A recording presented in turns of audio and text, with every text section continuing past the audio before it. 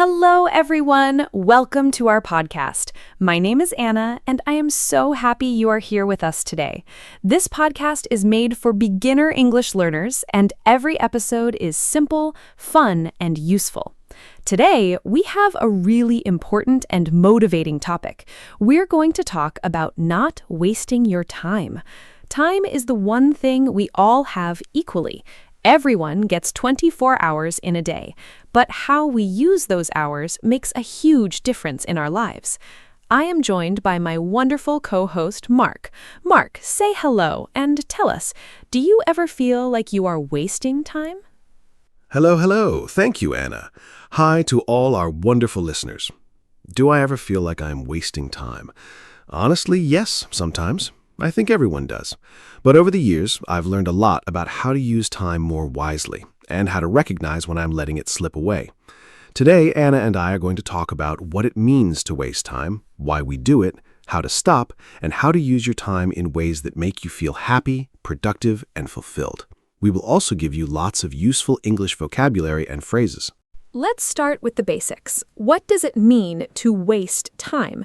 To waste time means to spend time on things that are not useful, important, or meaningful, things that do not help you grow, achieve your goals, or make you happy. The opposite of wasting time is using time well, or spending time productively.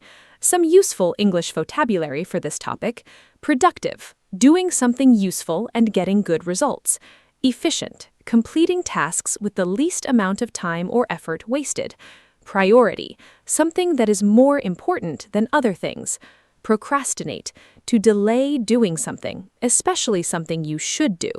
Great vocabulary to start with. The most common ways people waste time are quite relatable. Scrolling endlessly through social media, watching videos and reading posts without any clear purpose, sometimes for hours. Watching TV programs you do not even really enjoy just because the TV is on. Doing small, easy tasks to avoid a bigger, more difficult one. This is called procrastination.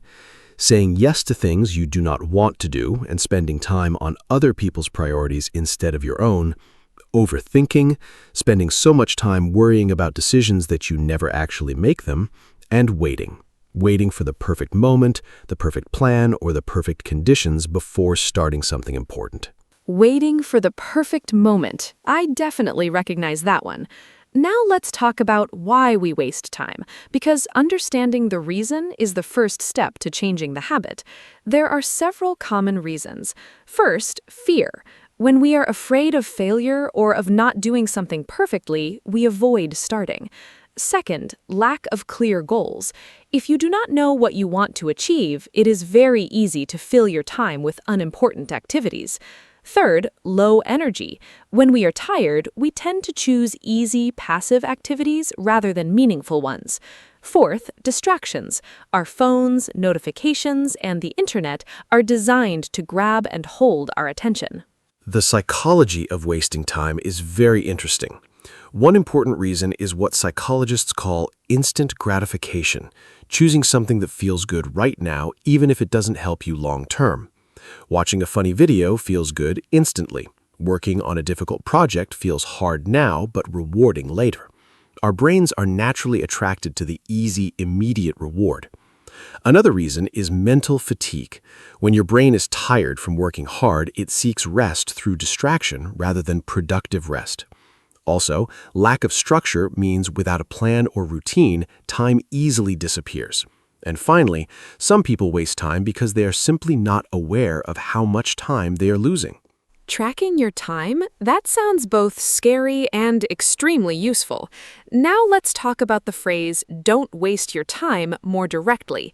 This phrase can be used in different ways in English. Sometimes we say it as encouragement.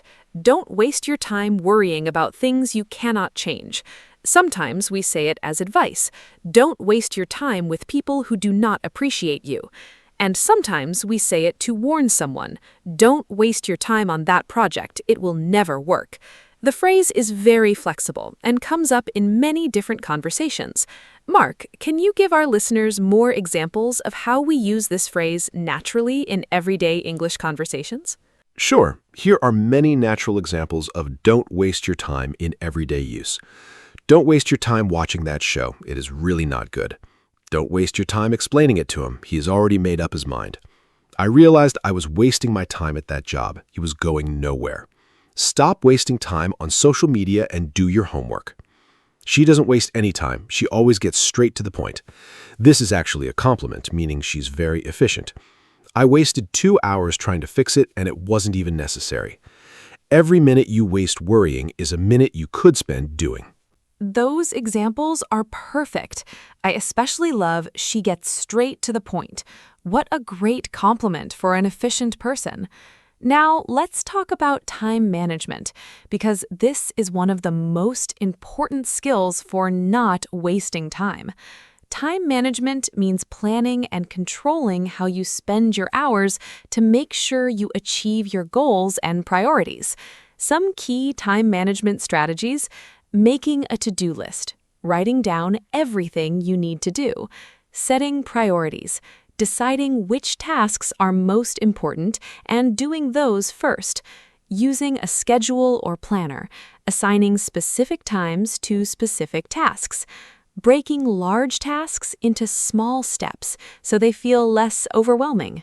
Yes, time management is something I think about every day. My personal system is quite simple. Every evening, I write a short list of the 3 most important things I want to achieve the next day. Just 3, not 20. Keeping the list short forces me to think carefully about what really matters. In the morning, I do the most difficult or most important task first, before I check emails or social media. This is called eating the frog, doing the hardest thing first so everything else feels easy afterward. I also use a simple timer technique, working for 25 minutes without distraction, then taking a 5-minute break. This is called the Pomodoro technique. Eating the frog. What a vivid and memorable phrase. Now, let's talk about the difference between being busy and being productive, because these are not the same thing. Many people are very busy all day, but do not actually achieve much that is truly important or meaningful. Being busy means your time is full of activity. Being productive means your activity is leading to real results and progress toward your goals. In English, we have a useful expression: working smarter, not harder. This means focusing your effort on the things that actually matter, rather than filling your day with tasks that keep you busy but do not move you forward. The difference is so important. Here is a clear example. Imagine 2 students. Student A studies for 5 hours, but spends most of that time looking at her phone, reorganizing her notes, and making her workspace look nice. She feels very busy, but she does not learn much. Student B studies for 2 hours with complete focus, no phone, clear goals, active reading. She feels less busy, but she learns much more. Student B is productive. Student A is just busy. Another example. A person who attends many meetings at work all day long might feel very busy, but if those meetings do not lead to decisions or progress, they are not productive. Am I making progress toward what actually matters to me? What a powerful question to ask yourself. Now, let's talk about procrastination in more detail, because this is one of the biggest reasons people waste time. Procrastination means delaying or postponing tasks, especially important ones, in favor of easier or more enjoyable activities. Almost everyone procrastinates sometimes, but chronic procrastination, doing it all the time, can seriously harm your productivity, your career, and even your mental health. The feeling of having unfinished tasks hanging over you is very stressful. In English, common procrastination phrases include, "I will do it later," "I will start tomorrow," "I'm not in the mood right now," "I will wait until..." Procrastination is such a common struggle. The main reason people procrastinate is that the task feels uncomfortable, too difficult, too boring, too overwhelming, or too connected to a fear of failure or judgment. The brain avoids discomfort instinctively. The trick is to make starting easier, not finishing. The hardest part of any task is almost always the beginning, so one powerful strategy is commit to doing just 2 minutes of the task, just 2 minutes. Often, once you start, momentum builds and you continue naturally. Another strategy is to remove temptations. Put your phone in another room, close unnecessary browser tabs, and create a distraction-free environment. And remind yourself how good it feels to finish something. Commit to just 2 minutes. Such a clever and practical strategy. Just starting is often the hardest part, and once you begin, it becomes much easier to continue. Now, let's talk about something many people find difficult: saying no. One of the biggest ways people waste time is by saying yes to things they do not want to do, helping with tasks that are not their responsibility, attending events they don't enjoy, or taking on extra work when they are already too busy. Learning to say no kindly but clearly is an essential skill for protecting your time. Saying no is a skill that takes practice, but it gets easier. Here are some natural, polite ways to say no. I really appreciate you thinking of me, but I can't commit to that right now. I'm sorry, I already have plans. That sounds interesting, but it's not the right time for me. I need to protect my time at the moment. I'm going to have to pass on this one, but thank you. An important mindset shift is remembering that every time you say yes to something you don't want to do, you are saying no to something you do. Your time and energy are limited and valuable. If it is not a clear yes, it is a no. I love that rule. Now, let's talk about the role of habits in time management, because our daily habits have an enormous impact on how productively we use our time. A habit is something you do regularly, almost automatically without thinking. Good habits, like waking up early, exercising in the morning, or spending the first hour of your day on important work, save time and build consistency. Bad habits, like checking your phone first thing in the morning, staying up too late, or skipping planned tasks, waste time and reduce your energy. My most important time-protecting habit is my morning routine. I wake up at the same time every day, no snoozing the alarm. The first 30 minutes of my morning are screen-free. I drink water, stretch gently, and think about what I want to achieve that day. This calm, intentional start sets a positive tone for the whole day. Another important habit, I batch similar tasks together. For example, I check and reply to all emails at specific times, not constantly throughout the day. Constantly checking emails and messages is one of the biggest time wasters in modern life. Screen-free mornings and batching tasks, both such practical and effective habits. Now let's talk about distractions, because distractions are one of the greatest enemies of good time use in the modern world. A distraction is anything that takes your attention away from what you are supposed to be doing. In today's world, the biggest distractions are smartphones, especially social media apps and notifications, the internet, easy to start browsing for one thing and find yourself reading something completely unrelated 30 minutes later, television, background noise and interruptions from other people, and our own wandering thoughts. Research shows that after a distraction, it takes an average of 23 minutes to fully return to a focused state. Managing distractions is something I work on constantly. My most effective strategies: first, I put my phone on Do Not Disturb mode when I need to focus, or I physically leave it in another room. Out of sight really does mean out of mind. Second, I use website blocking apps during work sessions. These prevent me from visiting distracting sites like social media. Third, I communicate my focus time to the people around me, letting them know I need uninterrupted time so they do not disturb me unnecessarily. Fourth, I work in blocks of focus time with short breaks so my brain gets scheduled rest rather than seeking distraction randomly. A distraction list for random thoughts, that is genius. Writing ideas down instead of chasing them in your head keeps you focused and does not lose the thought. Now let's talk about social media and screen time specifically, because this is probably the most common time waster for people today.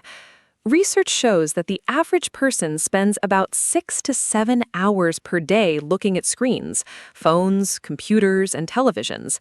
Social media platforms are specifically designed to keep you scrolling as long as possible, using psychology to trigger dopamine, the brain's pleasure chemical, with every notification, like, and new post. My relationship with social media has changed a lot over the years.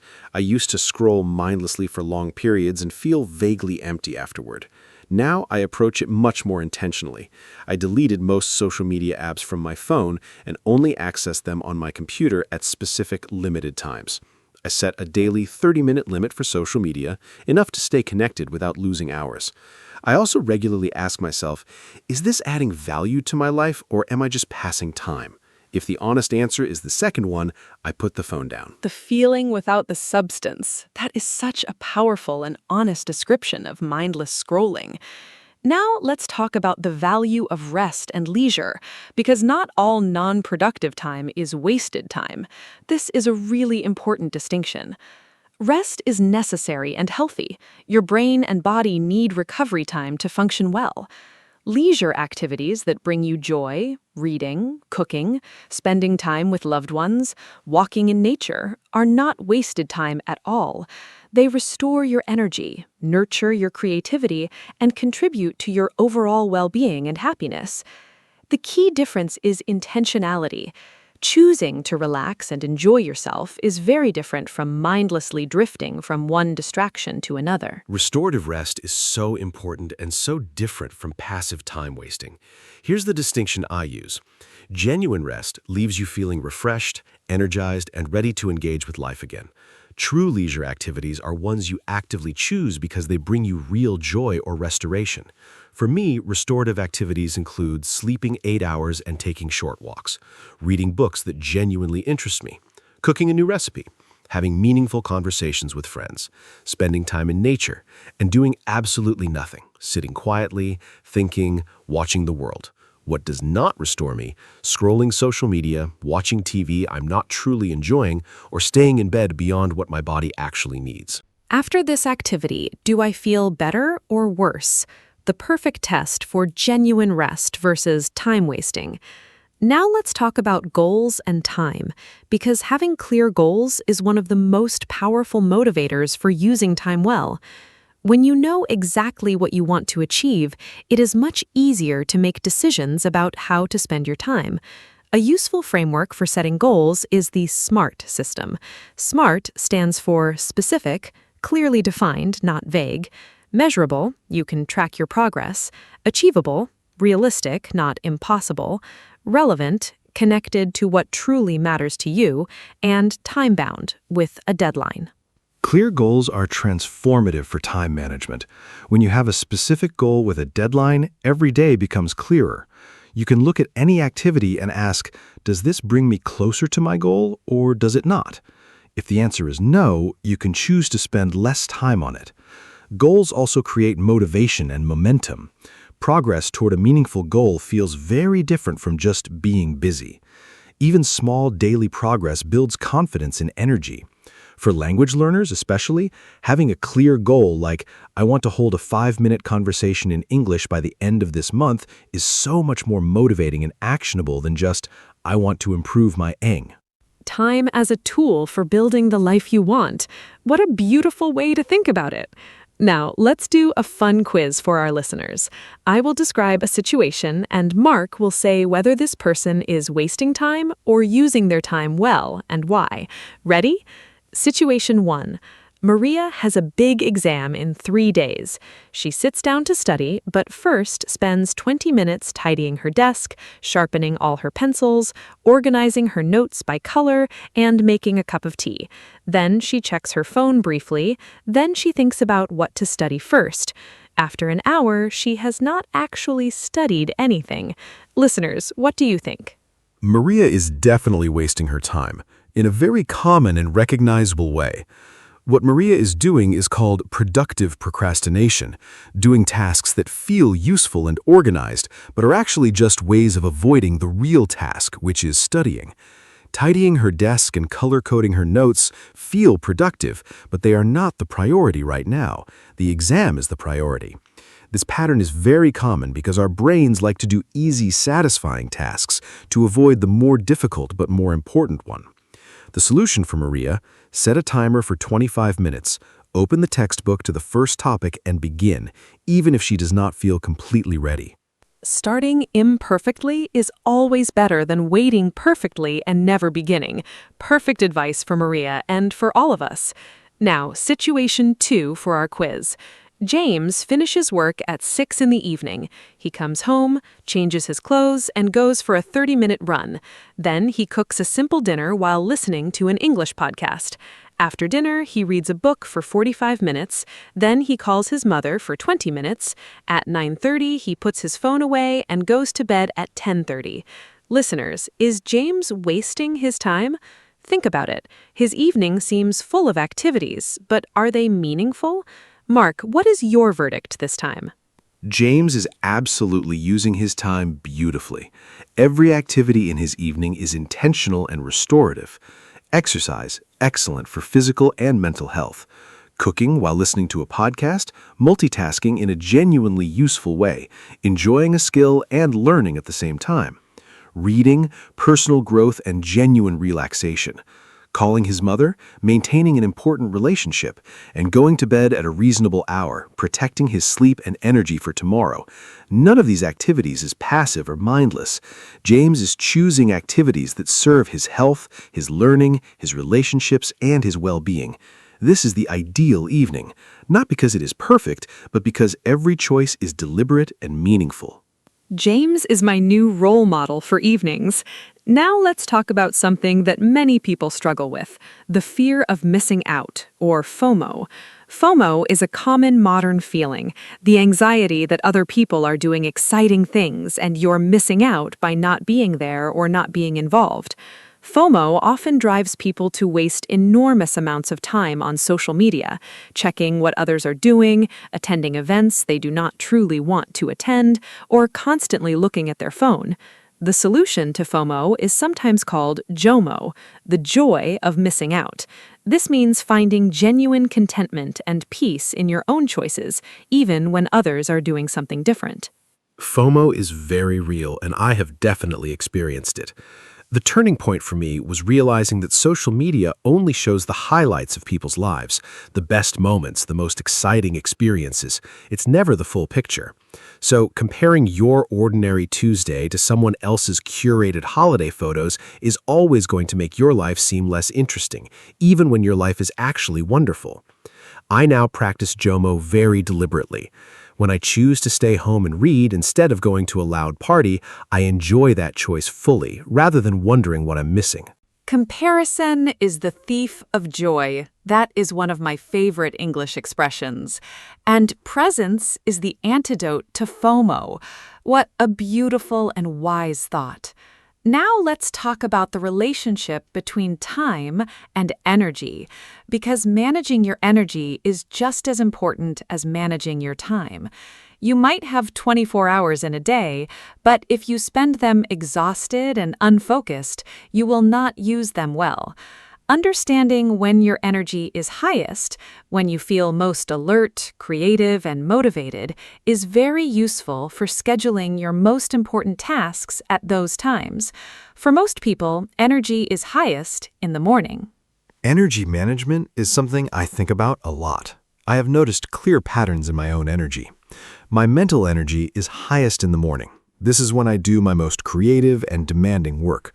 I protect this time fiercely. No emails, no social media, no meetings if possible. Mid-afternoon, around 2 or 3 o'clock, my energy naturally dips. This is normal. Our bodies have a biological tendency toward a rest period in early afternoon. Instead of fighting it with caffeine, I use this time for lighter tasks, responding to emails, attending meetings, or doing administrative work. In the late afternoon, energy often rises again for several hours. Working with your natural energy rhythms, what a smart and practical approach. Now let's give our listeners some final practical tips for not wasting time. These are simple, actionable steps they can start using immediately. Tip 1. Start each day by identifying your top 3 priorities. Tip 2. Do the most important task first before distractions begin. Tip 3. Put your phone away during focused work time. Tip 4. Use a timer. Work in focused blocks with short breaks. Tip 5. Track your time for 1 week. Write down what you do each hour. The results might surprise you. Tip 6. Learn to say no kindly but clearly. More practical tips. Tip 8. Set specific times for checking emails and social media, not continuously throughout the day. Tip 9. Get enough sleep. A tired mind wastes far more time than a rested one. Tip 10. Remove apps from your phone that consume time without adding value. Tip 11. Plan your week on Sunday evening. Knowing your schedule reduces decision fatigue during the week. Tip 12. Stop multitasking. Research shows that doing two things at once means doing them both worse. Focus on one thing at a time. Tip 13. Celebrate progress, not perfection. Getting 80% of something done is far better than planning a perfect version forever. Every hour is an hour of your one precious life. That is perhaps the most important reminder of the entire episode. Let me now give a final summary of everything we talked about today. We discussed what it means to waste time and why people do it: fear, lack of goals, distractions, and procrastination. We talked about the difference between being busy and being productive. We explored procrastination and practical strategies to overcome it. We discussed saying no, daily habits, distractions, social media, and the value of true rest. We talked about SMART goals, energy management, FOMO and JOMO, and we did a fun quiz with Maria and James. Thank you so much, Anna. This was one of my favorite episodes. And a huge thank you to every single listener who spent this time with us today. And what an appropriate topic that is. You chose to spend time listening to this podcast, learning English, and thinking about how to live more intentionally. That is already an excellent use of your time. Take today's ideas and try just one or two of them this week. Put your phone away for 1 hour. Write your top 3 priorities tomorrow morning. Say no to one thing that does not serve you. Small changes made consistently create enormous transformations over time. Hello, everyone. Welcome to our podcast. My name is Anna, and I am so happy you are here with us today. This podcast is made for beginner English learners, and every episode is simple, friendly, and useful. Today, we have a very special and meaningful topic. We are going to talk about freedom. Freedom is one of the most important words in the English language. People talk about freedom every day, in politics, in daily life, in relationships, and in their personal goals and dreams. I am joined by my wonderful co-host, Mark. Mark, say hello and tell us, what does the word freedom mean to you? Hello. Thank you, Anna. Hi to all our wonderful listeners. The word freedom means a great deal to me. At its most basic level, freedom means the ability to make your own choices without being controlled or stopped by others. But freedom is also much bigger than that. It is about opportunity, dignity, and the right to live your life in a way that feels true to who you are. Today, Anna and I are going to explore freedom from many different angles: personal freedom, freedom of speech, freedom of movement, and much more. We will also share lots of useful English vocabulary and phrases. Let's begin this important and inspiring conversation. Let's start with the basics. What does freedom actually mean? Freedom means the state of being free, being able to act, speak, or think without restriction. The adjective form is free. For example, she feels free to speak her mind. He is free to go wherever he wants. The opposite of freedom is restriction, control, or oppression. A person without freedom is controlled, limited, or imprisoned. In English, there are many related words. Liberty, which means almost the same as freedom, often used in formal or political contexts. Rights, the things you are legally allowed to do. Equality, when everyone has the same rights and opportunities. Great question. There are many important types of freedom that people talk about in everyday life and in society. Freedom of speech, the right to say what you think without punishment. Freedom of movement, the ability to travel and live where you choose. Freedom of religion, the right to practice any religion or no religion at all. Freedom of the press, the right of journalists to report the news without government control. Personal freedom, the right to live your private life as you choose. Economic freedom, the ability to work, earn money, and spend it as you wish. Those are all such important types of freedom. Now let's talk about personal freedom in everyday life, because this is something everyone experiences directly. Personal freedom means making your own choices about how to live. For example, choosing what career to pursue, choosing who to love and spend your life with, choosing what to eat, wear, and believe, choosing how to spend your free time.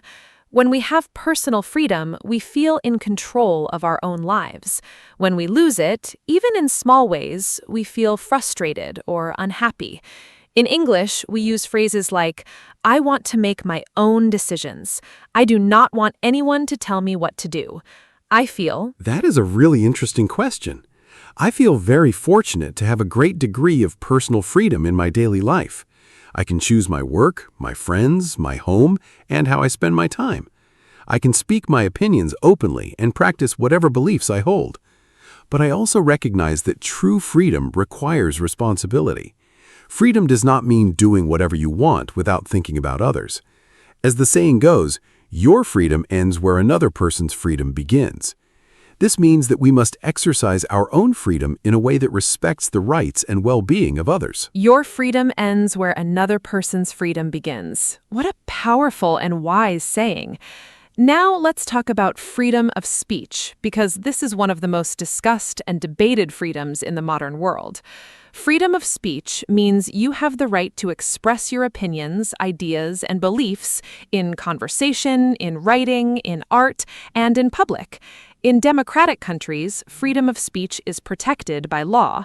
However, even in countries with this protection, there are limits. For example, you cannot use speech to incite violence or spread dangerous lies that harm others.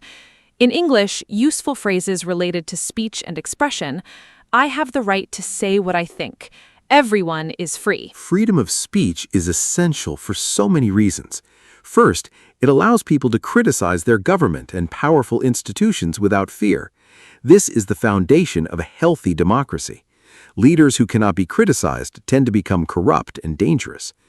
Second, freedom of speech allows new ideas to be shared and debated. Science, art, and social progress all depend on the free exchange of ideas. Third, it allows individuals to tell their stories and have their experiences heard.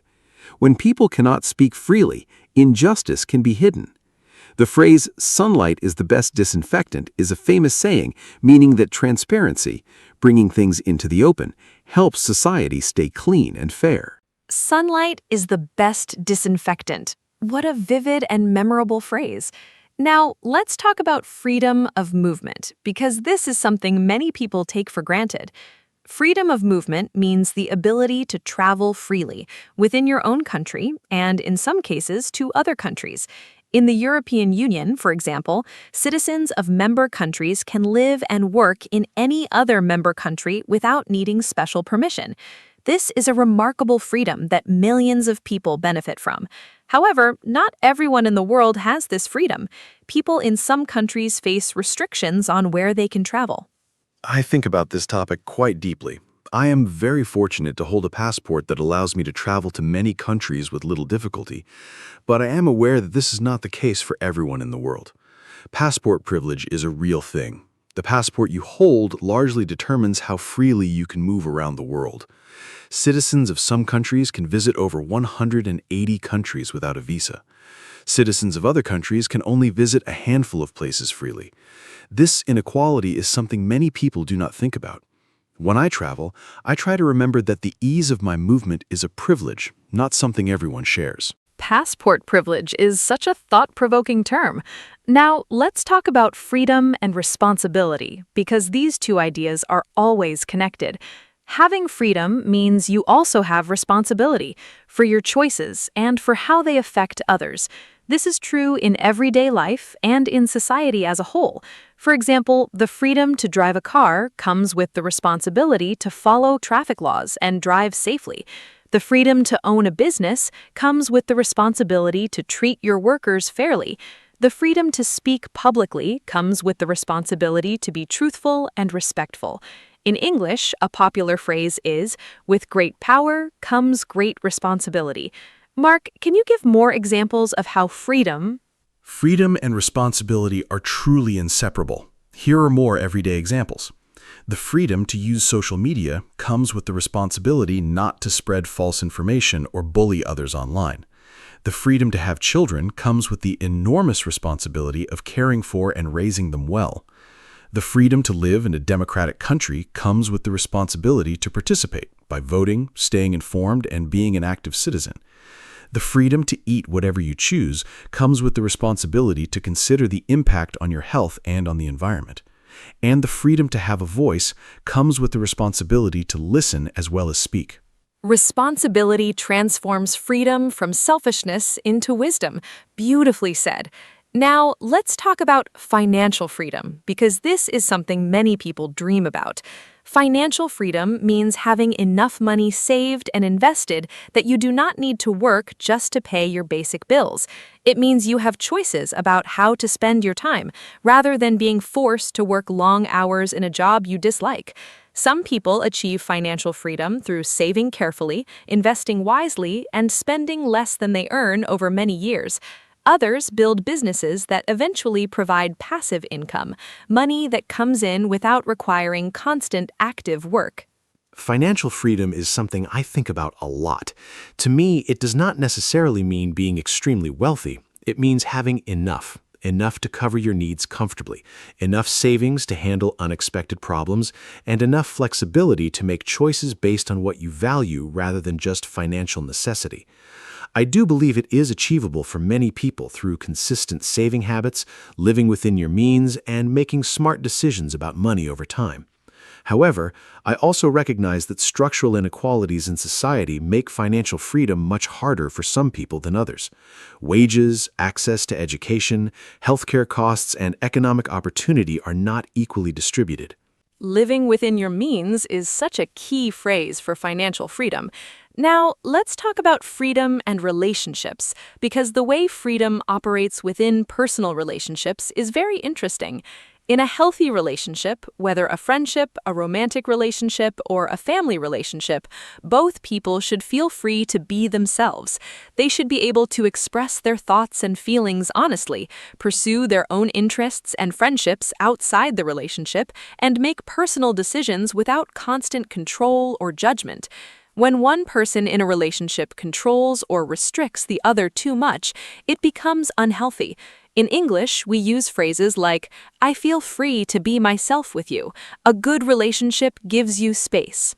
Healthy freedom in a relationship is so important. I think it means mutual trust and respect, trusting your partner enough to give them space and respecting their individuality and independence.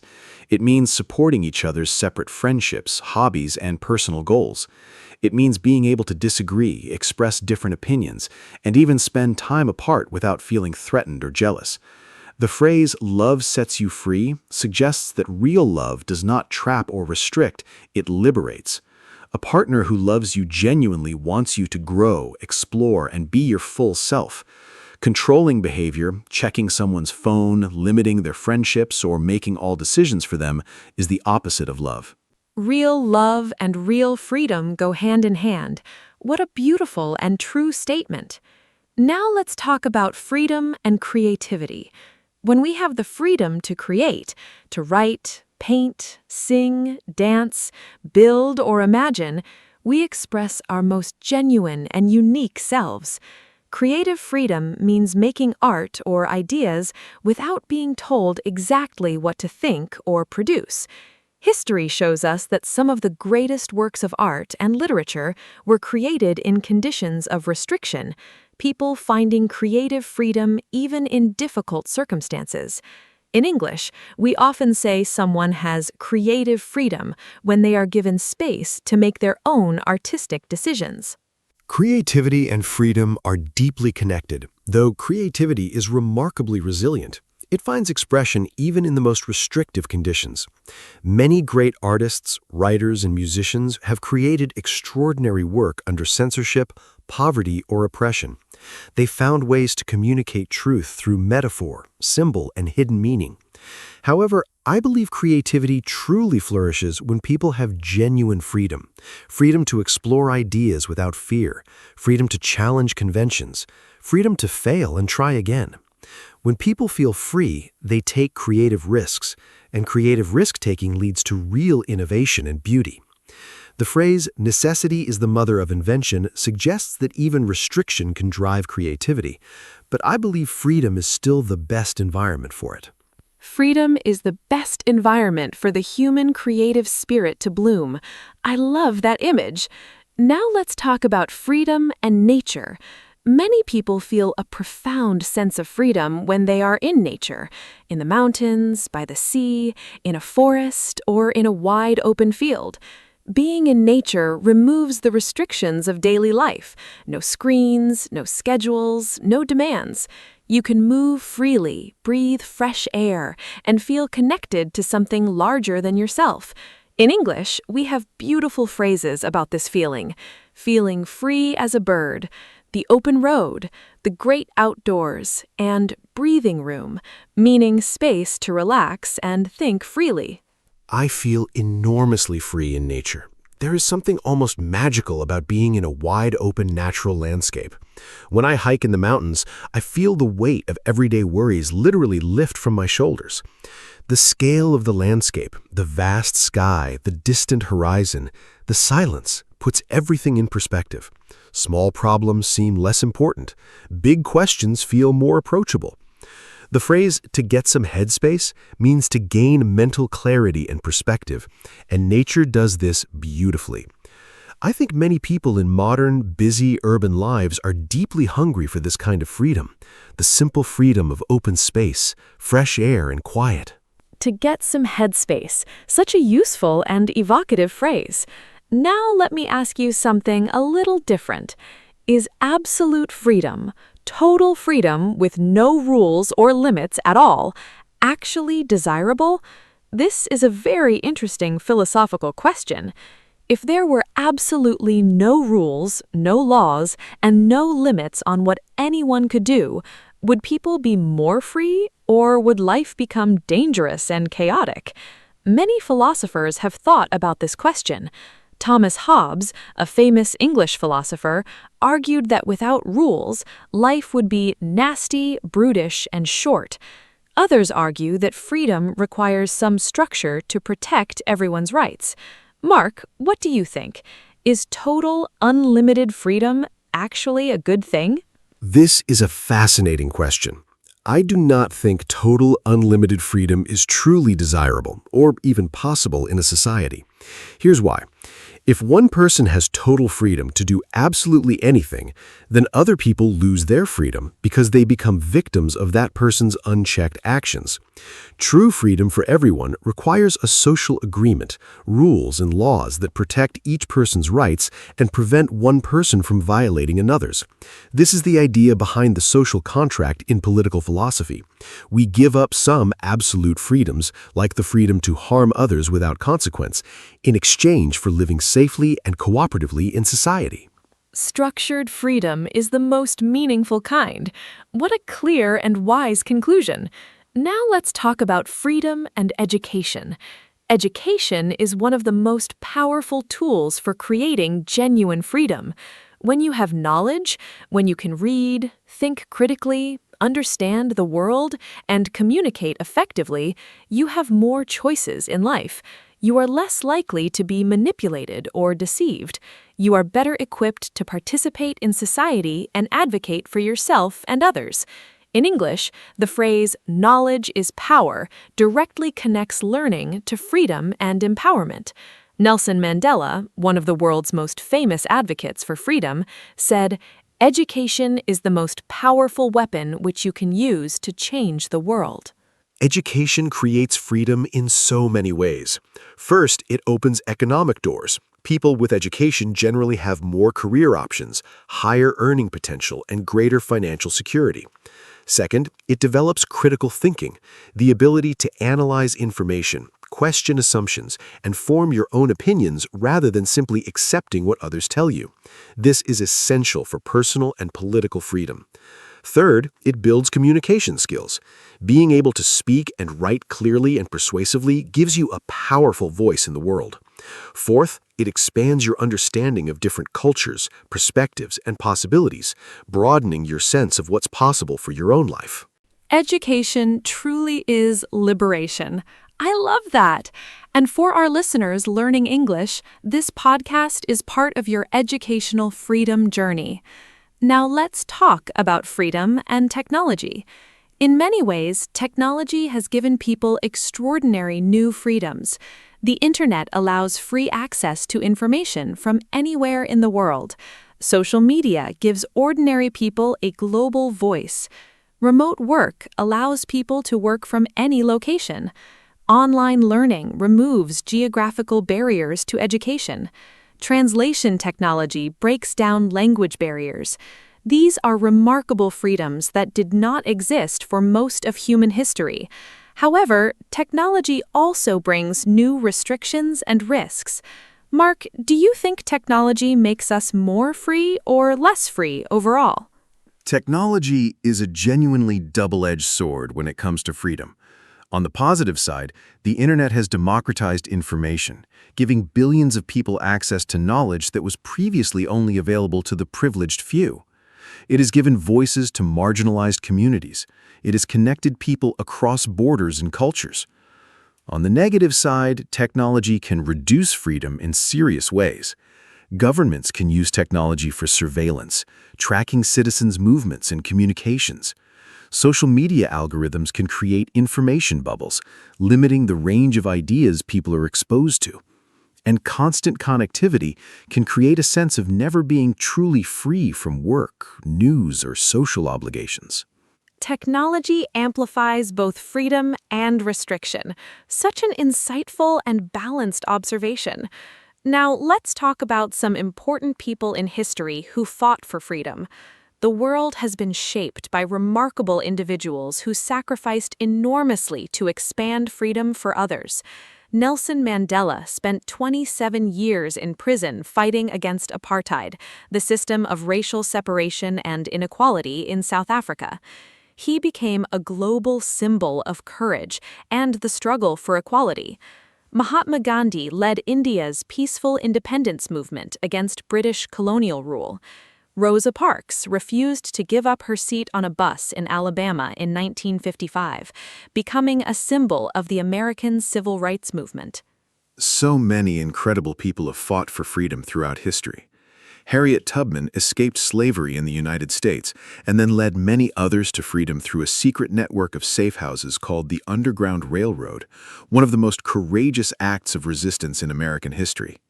Malala Yousafzai, still young today, has fought for girls' right to education in Pakistan and around the world, surviving a serious attack for speaking out. Aung San Suu Kyi spent many years under house arrest in Myanmar for advocating democracy. Frederick Douglass escaped slavery and became one of the most powerful voices against it through his writing and speeches. What an inspiring list of extraordinary people. Freedom is not given, it must often be fought for. That sentence gives me goosebumps. Now let's talk about a very simple but meaningful question. What does freedom feel like in everyday life? Not the big political or philosophical kind, but the small, daily feeling of being free. The feeling when you finish work on a Friday evening and have a whole weekend ahead. The feeling when you finish an exam or a difficult project. The feeling when you step outside on a beautiful morning with nowhere specific to be. The feeling of being completely understood by a good friend. Oh, I love this question. The everyday moments of freedom are some of the most precious. My favorites, the feeling of finishing a challenging piece of work and closing my laptop, knowing the task is done and I am free. The moment I step off a plane in a new country and feel the air of a different place, pure freedom of possibility. Sunday morning with no schedule, drinking coffee slowly, reading a book with nowhere to be. A long walk with no destination, just walking where curiosity leads me. and the wonderful feeling of laughing deeply with close friends. Being so comfortable and accepted that you can be completely yourself. Being fully yourself with no pretense. That is such a profound definition of freedom. Now, let's talk about inner freedom, freedom of the mind and spirit. This is perhaps the deepest kind of freedom. You can be physically restricted in a difficult job, in a difficult place, in a difficult situation, and still have inner freedom. Inner freedom is the freedom to choose how you think, what you value, and how you respond to your circumstances. Viktor Frankl, an Austrian psychiatrist who survived Nazi concentration camps, wrote about this beautifully in his book, Man's Search for Meaning. He said that even in the most terrible circumstances, the last human freedom is the freedom to choose. Viktor Frankl's idea of inner freedom is one of the most powerful and moving concepts I have ever encountered. He demonstrated that even in conditions of extreme suffering and total physical restriction, a person can maintain their dignity and their inner life. They can choose to find meaning, to maintain hope, to act with love and courage. This is an extraordinary and inspiring insight. Stoic philosophy, an ancient Greek and Roman tradition, also emphasizes inner freedom. The Stoics taught that we cannot always control external events, but we can always control our response to them. The phrase, respond, do not react, captures this idea. Respond, do not react. Such a powerful phrase for daily life. Now let's give our listeners some useful English expressions and idioms related to freedom. Free as a bird. Completely free, with no restrictions. Break free, to escape from something that was holding you back. Set someone free, to release someone from restriction. Give someone free rein, to allow them to do whatever they choose. Footloose and fancy free, having no responsibilities or commitments, completely free. The world is your oyster. You have complete freedom and many opportunities in front of you. Cut loose, to become free from something, often to relax and have fun. More wonderful freedom expressions. Born free, a famous phrase from a song and film about a wild lion, meaning freedom is a natural state. Fly the nest, when young adults leave home and become independent for the first time. Spread your wings, to explore new opportunities and become more independent. No strings attached, complete freedom with no hidden conditions or obligations. The open road, a symbol of freedom and adventure, often used when talking about travel or new beginnings. Think outside the box, to be free in your thinking, not limited by conventional ideas. March to the beat of your own drum is one of my all-time favorite English expressions. It beautifully captures the idea of living authentically and independently. Now let's talk about the relationship between freedom and happiness. Research in psychology suggests that having choices, having freedom, does make people happier, to a point. But too many choices can actually cause anxiety and dissatisfaction. This is called the paradox of choice. Psychologist Barry Schwartz found that when people have too many options, they often feel less satisfied with their final choice because they wonder if a different choice would have been better. So freedom and happiness are connected, but the relationship is more complex than it first appears. The paradox of choice is a fascinating idea. I think freedom is essential for happiness, but you are right that unlimited choices do not automatically mean more happiness. The research suggests that a moderate amount of meaningful choice is most conducive to well-being, enough to feel autonomous and self-determining, but not so many options that you feel overwhelmed and paralyzed. I also think the kind of freedom matters enormously. Freedom to pursue meaningful relationships, creative work, and personal values tends to produce lasting happiness. Freedom to simply consume endlessly, choosing between hundreds of products or entertainment options, tends to produce only temporary satisfaction. Simple, bounded freedom exercised with intention. I am going to write that down. Now let's do a quick and fun quiz for our listeners. I will give a definition, and Mark will tell us the correct word or phrase. Listeners, try to answer before Mark speaks. First, this is the freedom to say what you think without punishment.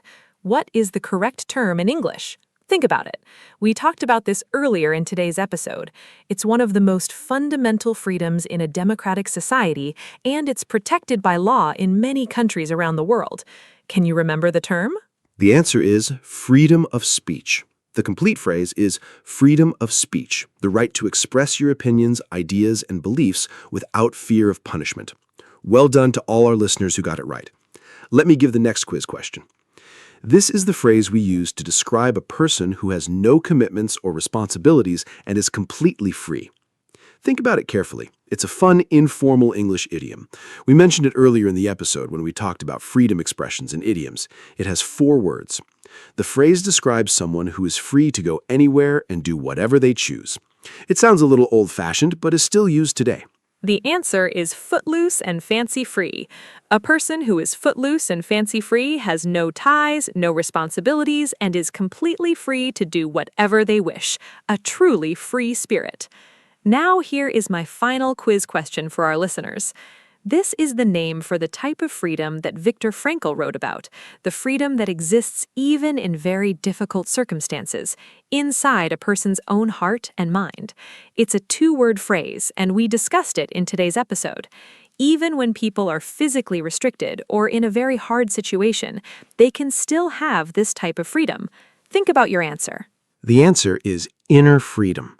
Viktor Frankl wrote about inner freedom, the freedom to choose your attitude, your values, and your response to any situation, no matter how difficult.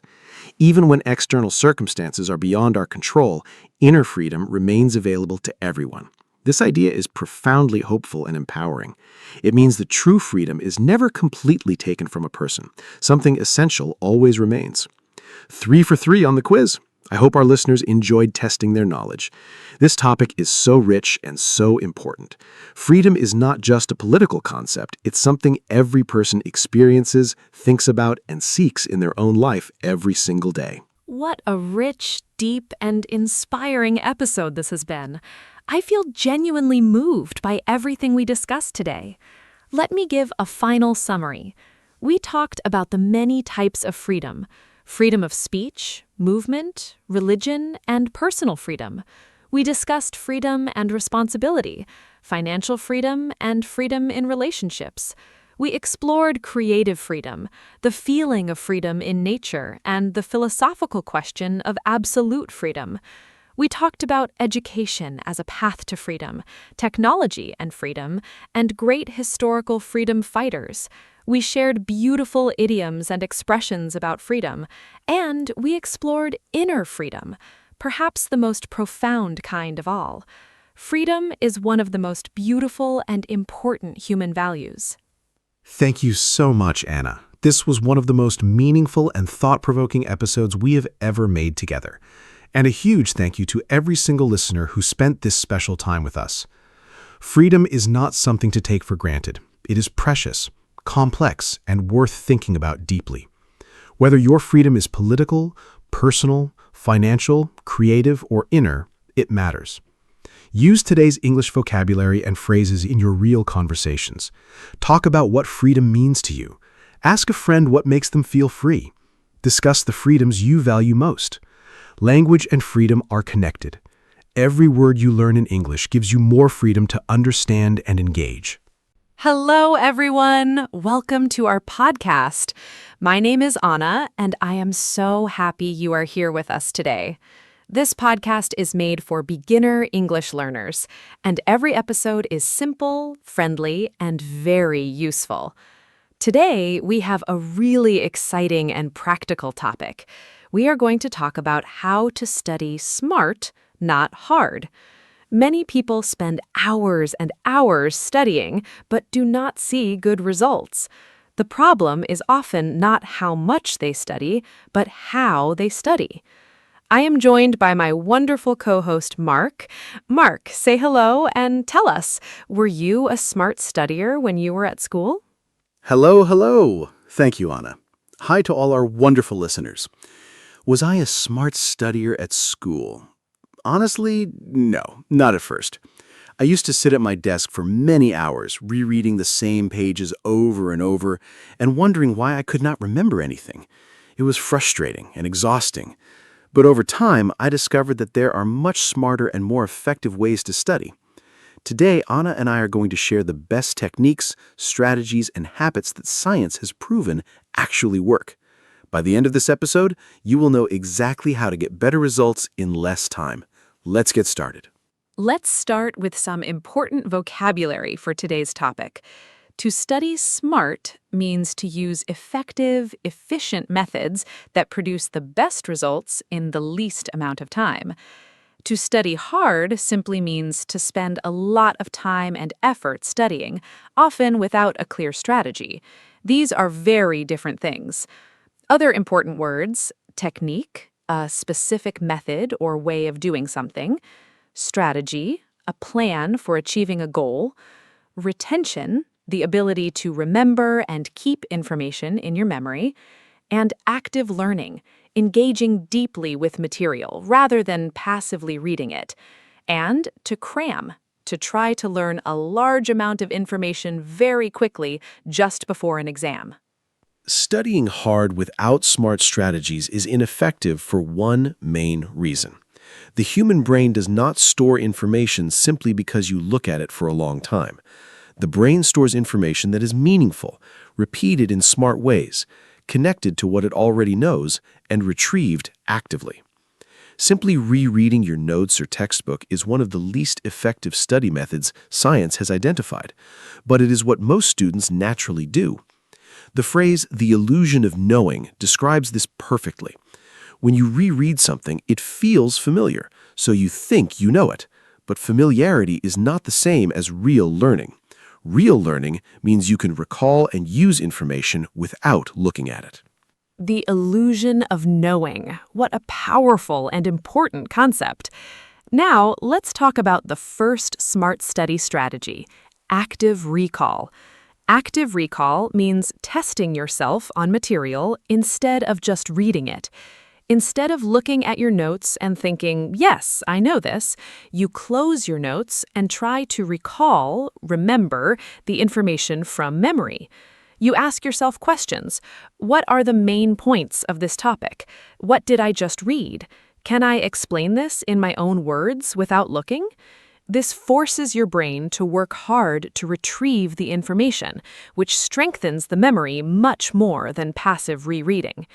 A simple tool for active recall is flashcards. Active recall is one of the most powerful study techniques ever researched. Here's why it works so well. Every time you try to retrieve a piece of information from memory, even if you struggle and cannot remember it perfectly, your brain strengthens the connection to that information. The struggle to remember is not a sign that you are failing. It is actually the learning happening. Psychologists call this the testing effect, or retrieval practice effect. The simple act of testing yourself on material dramatically improves how well you remember it long term, compared to rereading the same material. Practical ways to use active recall: close your book and write everything you remember. Teaching the material to an imaginary student. I love that idea. Now, let's talk about the second powerful strategy: spaced repetition. Spaced repetition means reviewing information at gradually increasing intervals over time, rather than studying everything on the same day. For example, you learn something new today, you review it tomorrow, then 3 days later, then a week later, then a month later. Each time you review, the memory gets stronger and lasts longer. This matches the natural way human memory works. Our memories fade over time. Scientists call this the forgetting curve. But each time you review information just before you're about to forget it, the forgetting curve resets and becomes flatter. Spaced repetition is beautifully simple once you understand it. Imagine you're building a wall with bricks. If you lay all the bricks in one day and never come back, the wall might collapse. But if you add bricks regularly over many days, checking that each layer is solid before adding the next, the wall becomes strong and permanent. Memory works the same way. Trying to learn everything about a topic in one long session, called massed practice or cramming, creates weak temporary memories. Reviewing the same material spread over multiple sessions creates strong, lasting memories. The brilliant thing is, spaced repetition actually requires less total study time than cramming to achieve better long-term results. What a perfect analogy, building a wall of knowledge brick by brick. Now let's talk about the third strategy, the Pomodoro technique, because this one is specifically about how to manage your study time. The Pomodoro technique was created by Francesco Cirillo in the 1980s. It is very simple. You work with complete focus for 25 minutes. This is called one pomodoro, the Italian word for tomato, because Cirillo used a tomato-shaped kitchen timer. After 25 minutes, you take a 5-minute break. After completing 4 pomodoros, you take a longer break of 15 to 30 minutes. This method works because it creates focused work blocks, prevents mental fatigue, and makes large tasks feel manageable. Yes, the Pomodoro technique has been genuinely transformative for my productivity. Before I discovered it, I would sit at my desk for 2 or 3 hours feeling increasingly tired, distracted, and unproductive. Now I work in focused 25-minute blocks, and the difference is remarkable. The fixed time limit creates a sense of urgency. You know you only have 25 minutes, so you focus immediately without procrastinating.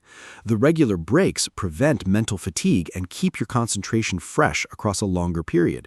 And seeing a completed list of Pomodoros at the end of a study session gives a satisfying sense of accomplishment. Even a struggling student can manage 25 minutes, and that is exactly how to start. Now let's talk about the fourth SMART strategy, interleaving. Interleaving means mixing different subjects or types of problems within a single study session, rather than studying one subject completely before moving to the next. For example, instead of spending 1 hour only on mathematics, you might do 20 minutes of mathematics, then 20 minutes of history, then 20 minutes of biology. This feels less comfortable than studying one subject at a time, but research shows it actually produces much better long-term learning. The slight difficulty and confusion you feel when switching between topics forces your brain to work harder and make connections. Interleaving works better because of something called desirable difficulty. When studying feels slightly hard and uncomfortable, your brain is actually working more deeply with the material. Studying one subject in one big block feels comfortable and efficient, but it creates an illusion of mastery. You were just warming up to the material. When you switch subjects, you have to start fresh, re-engage your brain, and actively recall what you were working on when you return. This active re-engagement is the real learning happening. Research studies comparing blocked practice, one subject at a time, with interleaved practice consistently find that interleaved learners perform significantly better on tests, even though they often feel less confident during studying. Desirable difficulty. What a wonderful concept. The slight discomfort is actually the learning. Now let's talk about the environment, because where and how you study has a significant impact on the quality and effectiveness of your studying. A good study environment has several key features. It is free from distractions, especially your phone and social media. It is comfortable, but not too comfortable. Studying in bed, for example, makes many people sleepy. It has good lighting. Natural light is best. It is quiet or has only non-distracting background sound, and it is associated in your mind with studying. If you always study at the same desk, your brain begins to automatically shift into. My ideal study environment has a few non-negotiables. First, my phone is in another room or on airplane mode, completely out of sight. Notifications are the #1 enemy of focused study. Research shows that even having your phone visible on your desk, even face down, reduces your cognitive capacity. Just seeing it makes you think about it. Second, I sit at a proper desk with good lighting, not on a sofa or in bed. Third, I use noise-canceling headphones, either with silence or instrumental music without lyrics. Lyrics are very distracting when reading or thinking. Fourth, I keep my desk clear of unnecessary objects. Clutter creates mental noise. A prepared environment is a productive environment. I love that. Now let's talk about something many students do wrong, highlighting and underlining. Many students use colored highlighters on their textbooks and feel very productive while doing it. The page looks neat and colorful, and it feels like studying. But research consistently shows that highlighting and underlining are among the least effective study techniques available. Why? Because they are passive. You are just marking text, not deeply engaging with it. And because students tend to highlight too much, which does not help them identify the most important information. Marking your textbook in yellow does not make your brain remember it better. Instead of highlighting, students should annotate and engage actively. Here is what effective reading looks like. As you read, ask yourself questions. Why is this important? How does this connect to what I already know? Can I think of an example? Write these thoughts in the margins. This is called annotation. Summarize each section in your own words in the margin or in a separate notebook. This forces active processing. Create a simple outline of the main points without looking at the text. And after finishing a section, close the book and try to write everything you remember. Then check what you missed. These active reading strategies produce dramatically better retention than any amount of highlighting. Annotation and summarizing in your own words, so much more powerful than highlighting. Now let's talk about the importance of sleep for learning, because many students make the serious mistake of staying up very late to study more, but this is counterproductive. During sleep, especially during the deep sleep and REM stages, your brain actively consolidates memories. It sorts, organizes, and strengthens everything you learned during the day, moving information from short-term to long-term memory. If you deprive yourself of sleep to study more, you are actually undermining the very process that makes your studying effective. The phrase "sleep on it" has real scientific meaning. Sleeping after learning significantly improves how well you remember. Sleep is possibly the single most important study tool that almost no student talks about. Here is what happens neurologically. During deep sleep, your brain replays and strengthens the neural pathways formed during the day's learning.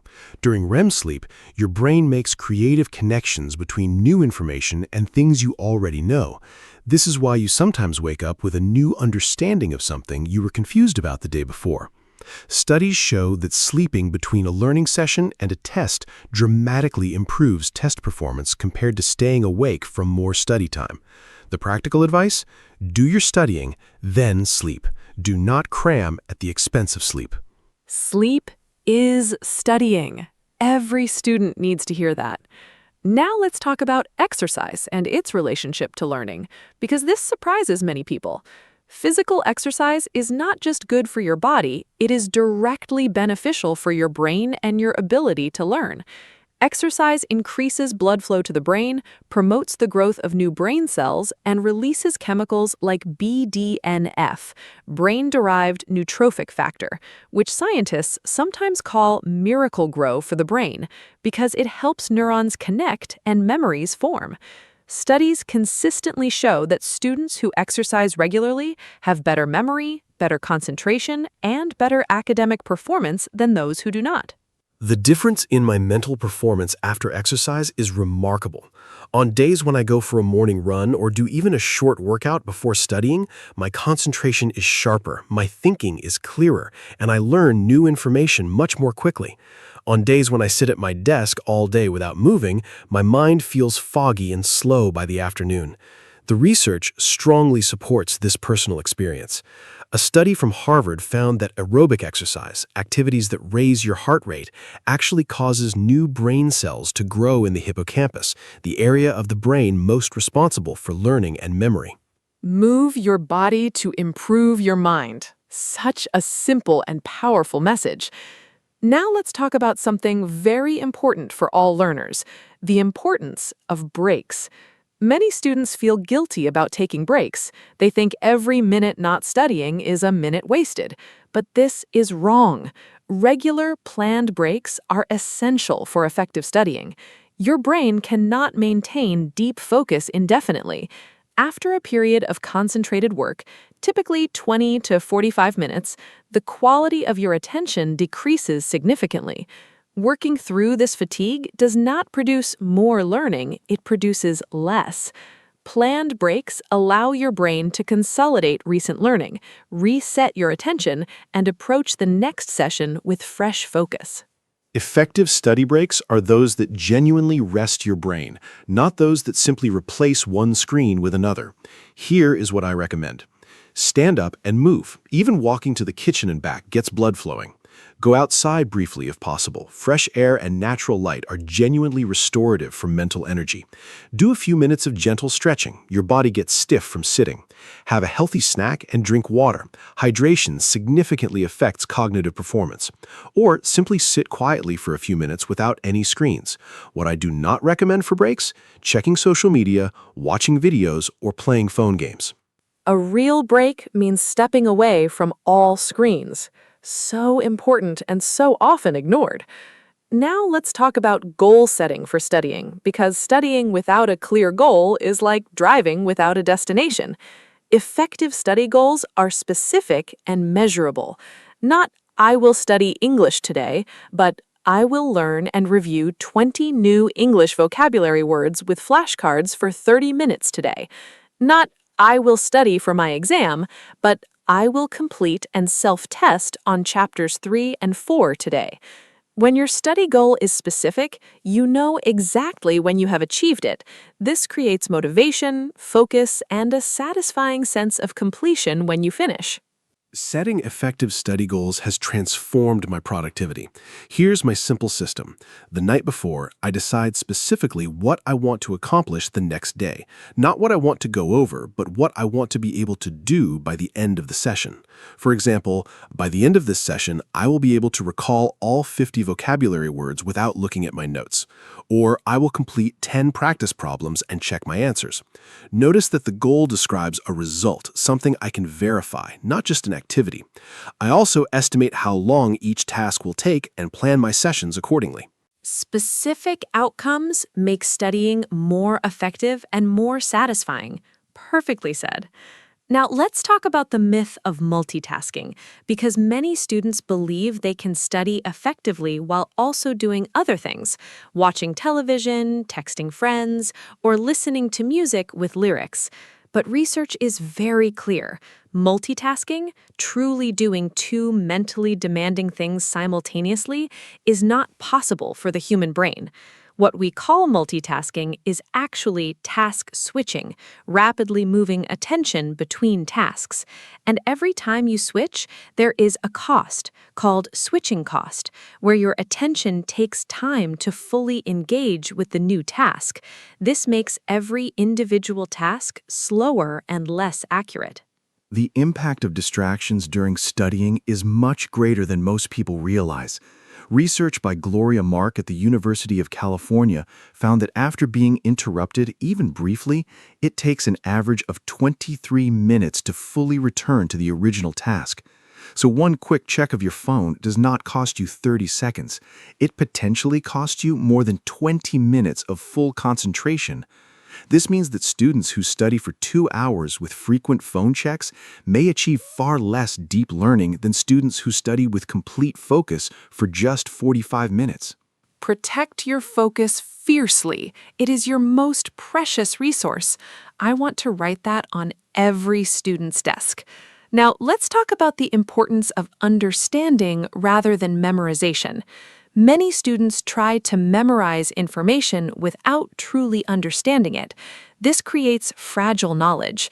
You might remember facts for an exam, but quickly forget them afterward, and you cannot apply them flexibly in new situations. True learning means understanding the underlying concepts, principles, and connections. When you understand something deeply, you can remember it more easily, apply it in different contexts, and transfer it to new situations. In English, I understand why this works, not just that it works. I can explain this in my own words. Building understanding rather than memorizing is one of the most important learning principles. A powerful technique for this is called the Feynman technique, named after Nobel Prize-winning physicist Richard Feynman. It works in 4 steps. First, choose a concept you want to understand. Second, explain it as simply and clearly as possible, as if you were teaching a 10-year-old child. Use plain language, no jargon. Third, identify the gaps. Where did your explanation break down? Where did you struggle to explain clearly? Those are the areas you do not truly understand yet. Fourth, go back to your source material and fill those gaps, then repeat. Simplicity is the sign of true understanding. That is such a powerful principle. Now, let's do a quick quiz for our listeners. I will describe a student's study behavior, and Mark will say whether this student is studying smart and suggest a better approach if needed. Ready? Situation 1. Mia has an exam in 3 days. She opens her textbook and spends 2 hours reading all her notes from the beginning, using a yellow highlighter to mark sentences she thinks are important. She reads everything twice and feels confident she knows it well. Listeners, is Mia studying smart? Think about what we have discussed today. Mark, what is your verdict, and what should Mia do instead? Mia is unfortunately not studying smart. She is using two of the least effective study techniques, passive rereading and highlighting. Rereading creates the illusion of knowing. Because the material looks familiar, she feels confident, but this familiarity is not the same as real memory or understanding. And highlighting is passive. It does not make her brain work hard to remember anything. Here's what Mia should do instead. After one reading, she should close the book and write down everything she can remember. Active recall. She should use flashcards to test herself on key facts. She should spread her review over 3 days, one solid session today, a review tomorrow, and a final review. Perfect advice for Mia. Now let's look at situation 2. Daniel studies for 30 minutes with complete focus, no phone, no music, at his desk. He uses flashcards to test himself on vocabulary. After 30 minutes, he takes a 10-minute walk outside, then he returns and studies a different subject for 25 minutes using the Pomodoro technique. In the evening, he reviews his earlier flashcards briefly and goes to bed at 10:30 to ensure 8 hours of sleep. Listeners, is Daniel studying smart? What is he doing well? I am very curious to hear Mark's analysis of Daniel's study session. Daniel is studying brilliantly. Let me go through everything he's doing right. First, 30 minutes of complete distraction-free focus. This protects his concentration and ensures deep learning. Second, using flashcards for vocabulary. This is active recall, one of the best study techniques available. Third, a 10-minute walk for a break. This genuinely restores his brain and increases blood flow. Fourth, switching to a different subject. This is interleaving, which again, research produces better long-term retention. Fifth, a brief evening review of earlier flashcards. This is spaced repetition, consolidating his earlier learning. And sixth, getting 8 hours of sleep, allowing his brain to fully consolidate everything he learned during the day. Daniel is my new study hero. Now let's talk about something that often gets overlooked, the physical act of writing by hand. In our digital world, many students take notes on laptops or tablets, but research suggests that handwriting notes, physically writing by hand, leads to better learning than typing. The reason is fascinating. When you type, you can transcribe information very quickly, which means you often write down words almost verbatim without deeply processing them. When you write by hand, the process is slower, which forces you to listen more carefully, select the most important information, and put it into your own words. This deeper processing during note-taking leads to better understanding and better retention. I use both, but for different purposes. For learning new material and attending lectures or classes, I always prefer handwriting in a physical notebook. The slower pace forces me to process and summarize rather than transcribe. My handwritten notes are messier and shorter than typed notes, but they represent what I actually understood, not just what I heard.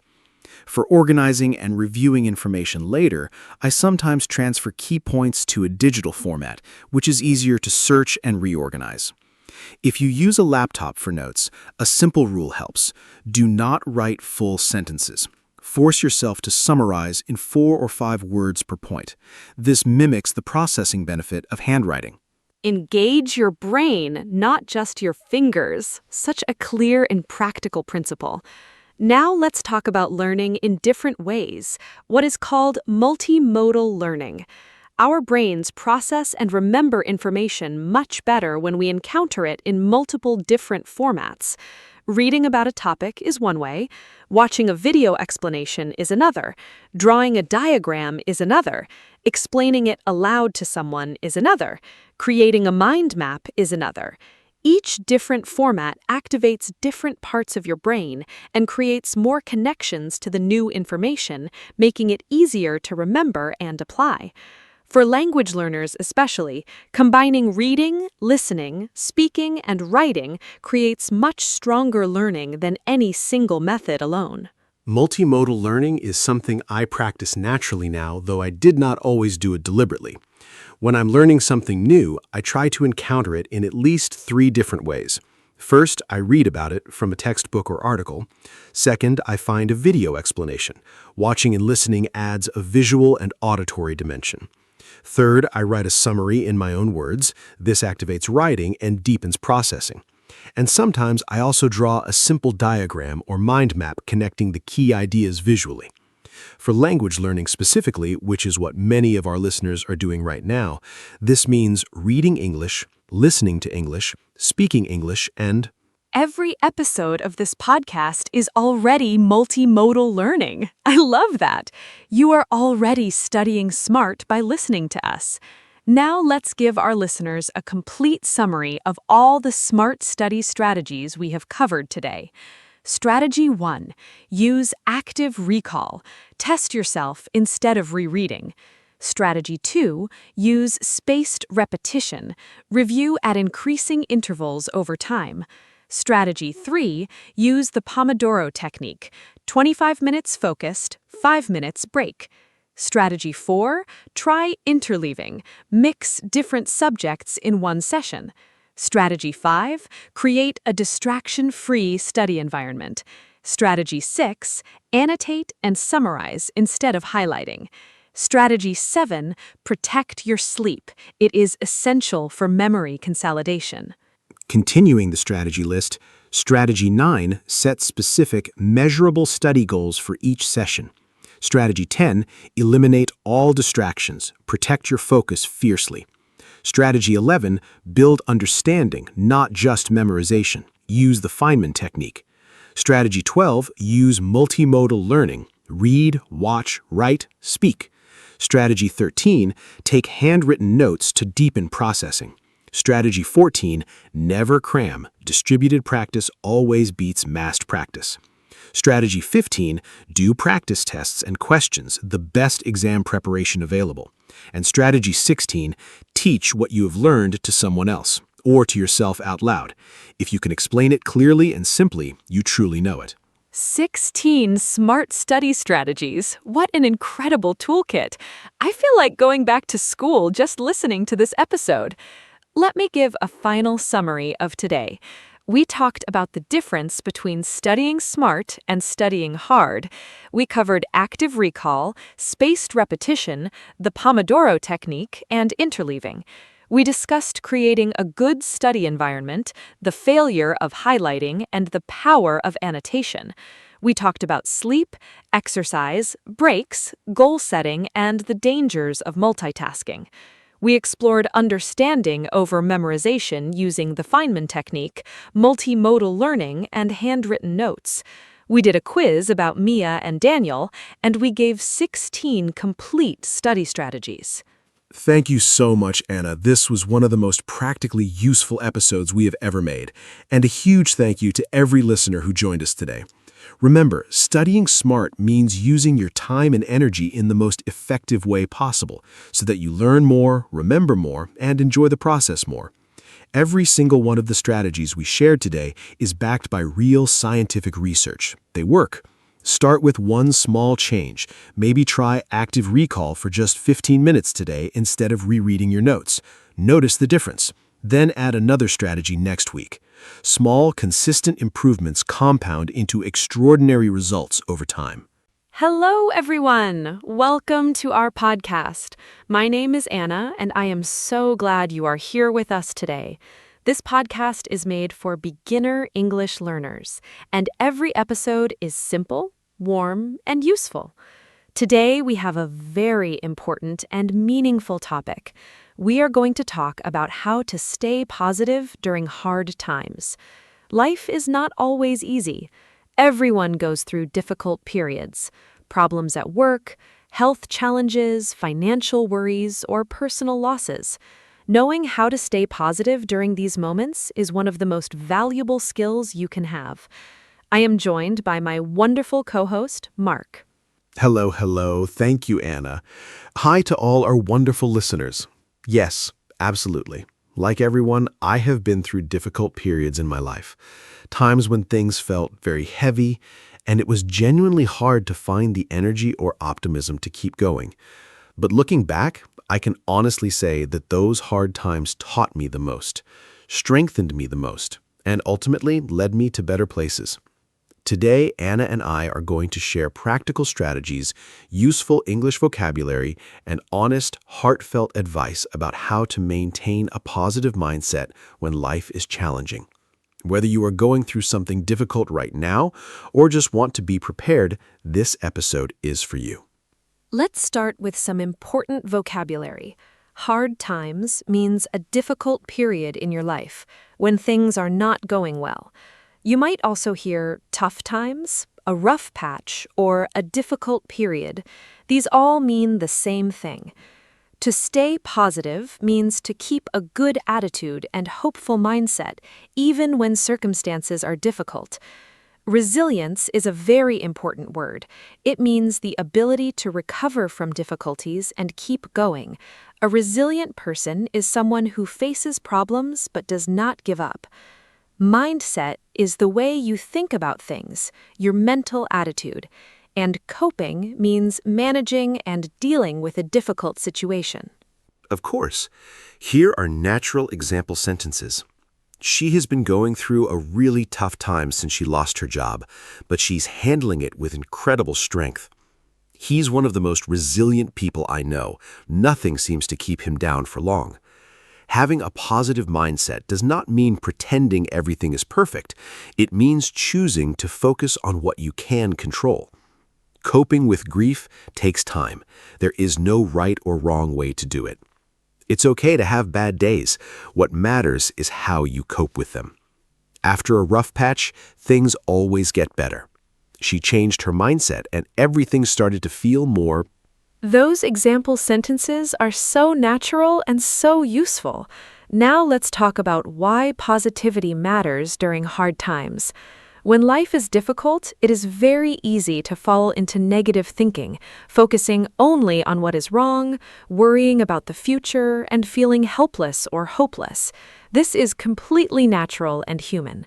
However, research in psychology shows that people who maintain a generally positive outlook during difficult times recover faster, experience less stress, make better decisions, and have stronger immune systems and better physical health. Positivity does not mean ignoring problems or pretending to be happy when you're not. It means choosing to also notice what is good, what is possible, and what you can learn. Positivity during hard times is important for so many reasons. First, your mindset directly affects your actions. When you feel hopeless, you stop trying. When you maintain even a small sense of hope, you keep looking for solutions. Second, positivity affects the people around you. A positive attitude is contagious and supportive to everyone in your life. Third, hard times are temporary. Every difficult period eventually ends, and maintaining positivity helps you survive until it does. The phrase, "this too shall pass," is one of the most comforting things you can say to yourself during a hard time. It means whatever you are going through right now will not last forever. This too shall pass, one of the most comforting phrases in the English language. Now let's talk about the first and most important strategy for staying positive during hard times: accepting your feelings. Many people think that staying positive means not feeling sad, angry, afraid, or upset, but this is wrong. Trying to push away or ignore negative emotions actually makes them stronger and more persistent. Real positivity begins with acceptance, honestly acknowledging that you feel sad, angry, scared, or overwhelmed. In English, it's okay to feel this way. I'm allowed to feel sad right now. I'm going through something hard, and that's valid. Accepting how you feel without judgment is the foundation. Accepting feelings is absolutely the foundation. Psychologists call the unhealthy practice of pushing away emotions emotional suppression, and research shows it causes more stress, not less. When you say, "I shouldn't feel this way," or "I have no reason to be upset," you're fighting your own natural human response to a real situation. This wastes enormous mental energy. Instead, name your emotion. I feel anxious. I feel sad. I feel overwhelmed.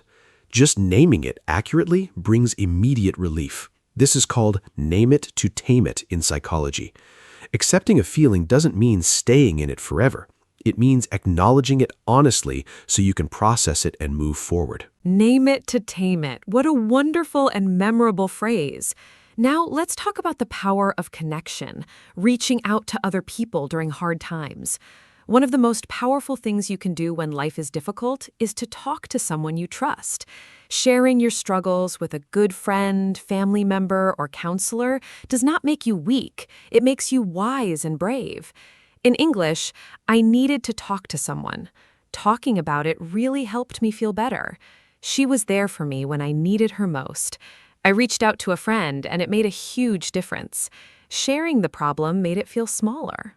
Connection has been absolutely essential during every difficult period of my life. When things feel dark and overwhelming, isolating yourself, pulling away from people, makes everything harder and heavier. Reaching out, even when it feels difficult, is always the right choice. Here are some natural phrases for asking for support. I am going through a hard time and could really use some company. Can we talk? I need to process some things. I just need someone to listen. I am not looking for advice, just support. Would you be free to chat this week? And phrases for offering support. I am here for you no matter what. You do not have to go through this alone. Human connection is medicine for the soul. Beautifully said. Now, let's talk about gratitude, because practicing gratitude during hard times is one of the most researched and most effective positivity strategies available. It might sound strange. How can you feel grateful when things are going badly? But gratitude during hard times does not mean being glad that bad things are happening. It means intentionally noticing what is still good, still present, and still working in your life, even when something else is very difficult. Research shows that writing down 3 things you are grateful for every day, even very small things, significantly increases happiness and reduces stress over time. Gratitude practice during hard times is something I return to again and again. When things are difficult, I force myself to notice even the tiniest good things. The warmth of a cup of tea, a kind text from a friend, sunlight through a window, the fact that I am breathing and alive. These small things can feel almost irrelevant next to a big problem, but noticing them reconnects you to the reality that life still contains beauty and goodness even in difficult moments. I write in a gratitude journal every evening, just 3 short lines. On hard days, I allow myself to write very simple things. I am grateful for my warm bed. I am grateful that today I had money for food. I am grateful that I had a friend who listened. Small gratitude is still powerful gratitude. I love that. Now, let's talk about the importance of routine during hard times, because when life feels out of control, having a simple daily routine creates a sense of structure, stability, and predictability that is genuinely comforting. When everything around you feels uncertain or painful, the small, familiar rituals of daily life become anchors. Making your bed in the morning, having your usual cup of coffee, going for a short walk at the same time each day, preparing a simple meal. These small acts of routine remind you that you still have agency, the power to act and choose, even when the bigger circumstances are out of your hands. Routine has saved me during hard times. When I went through a particularly difficult period a few years ago, Everything felt chaotic and uncertain. The one thing that helped me most was maintaining my daily routine, even a very simple one. Waking up at the same time, making breakfast, going outside for 20 minutes. These small acts felt almost too simple to matter, but they mattered enormously. They told me that I was still here, still capable, still moving. A useful phrase for this is just keep putting one foot in front of the other. It means keep doing the next small thing even when the big picture feels overwhelming. You do not need to solve everything today. One foot in front of the other and one day at a time, two of the most comforting English phrases for hard times. Now let's talk about the importance of physical health and positivity, because how you treat your body during hard times directly affects how you feel mentally and emotionally. When life is difficult, many people either stop eating well, stop sleeping properly, or stop exercising, sometimes doing all three at once. But this is exactly the wrong response. Your body and your mind are deeply connected. When you are physically depleted, your emotional resilience drops significantly. Simple physical self-care acts become especially important during difficult times. Drinking enough water, eating regular nutritious meals, sleeping as much as possible. Physical habits were genuinely life-saving during hard times. Here's what I held on to. Sleep first. Even when my mind was racing and anxious, I prioritized lying down, resting, and giving my body recovery time. Poor sleep makes every problem feel 10 times worse. Walking outside, second. Even a 15-minute walk changed my emotional state significantly. Something about movement, fresh air, and natural light is incredibly healing for the anxious or sad mind. Eating something nourishing. Even when appetite is low, eating simple, real food keeps your energy and mood more stable. And reducing alcohol. People often drink more during hard times, but alcohol is a depressant and makes emotional lows much lower. Looking after yourself is radical during hard times. That is so true. Now let's talk about the power of perspective. Perspective means how you see and interpret a situation. The same event can look very different depending on how you look at it. During hard times, our perspective often narrows. We see only the problem, only the pain, only what is lost. But consciously shifting perspective, choosing to look at the situation from a different angle, can be genuinely transformative. Some useful questions for shifting perspective: will this matter in 5 years? What can I learn from this experience? How have I grown from difficult things in the past? Is there any positive that could... Perspective is one of the most powerful tools we have, and it genuinely takes practice. A technique I use is called zooming out, stepping back mentally from the immediate difficulty and seeing it in a bigger context. For example, if I lose a job, the immediate feeling is panic and failure. But zoomed out, many people have lost jobs and found better ones. This could open a new door. My worth is not my job. This is one chapter, not the whole story. Another technique is what psychologists call post-traumatic growth, the real phenomenon where people often discover new strengths, deeper relationships, and clearer values as a result of going through hard experiences. What does not kill you makes you stronger is such a famous English expression. Now let's talk about limiting the news and negative information during hard times.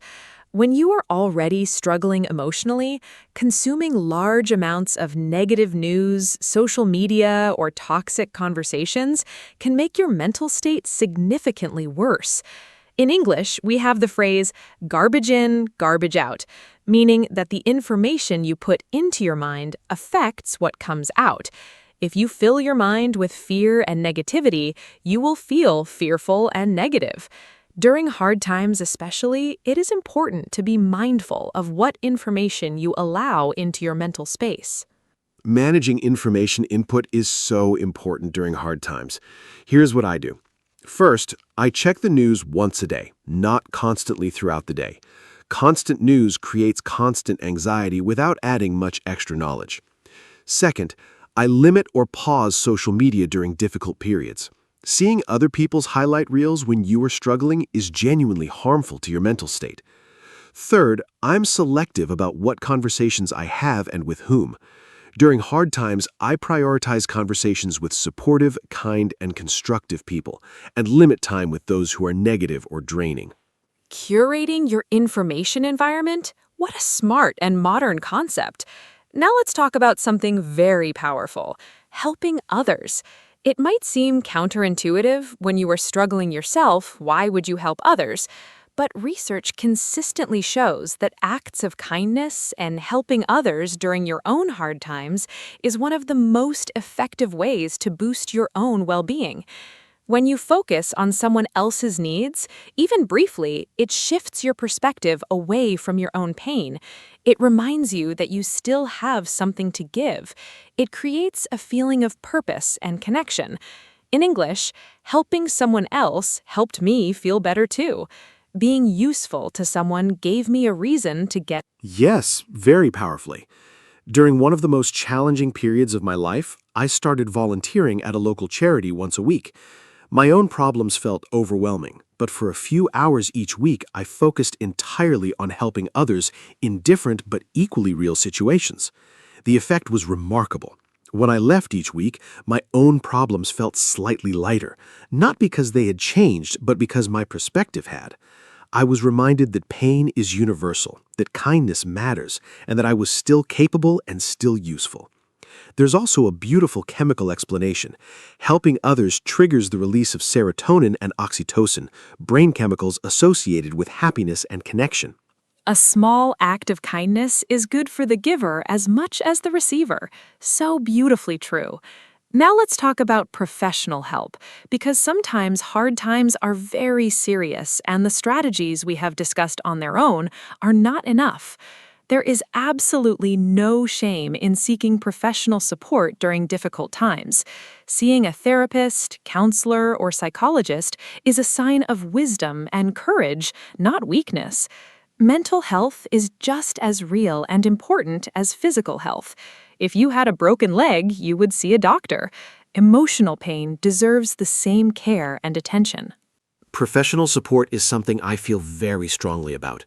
Therapy and counseling have helped millions of people navigate genuinely difficult life experiences: grief, trauma, anxiety, depression, relationship difficulties, and many more.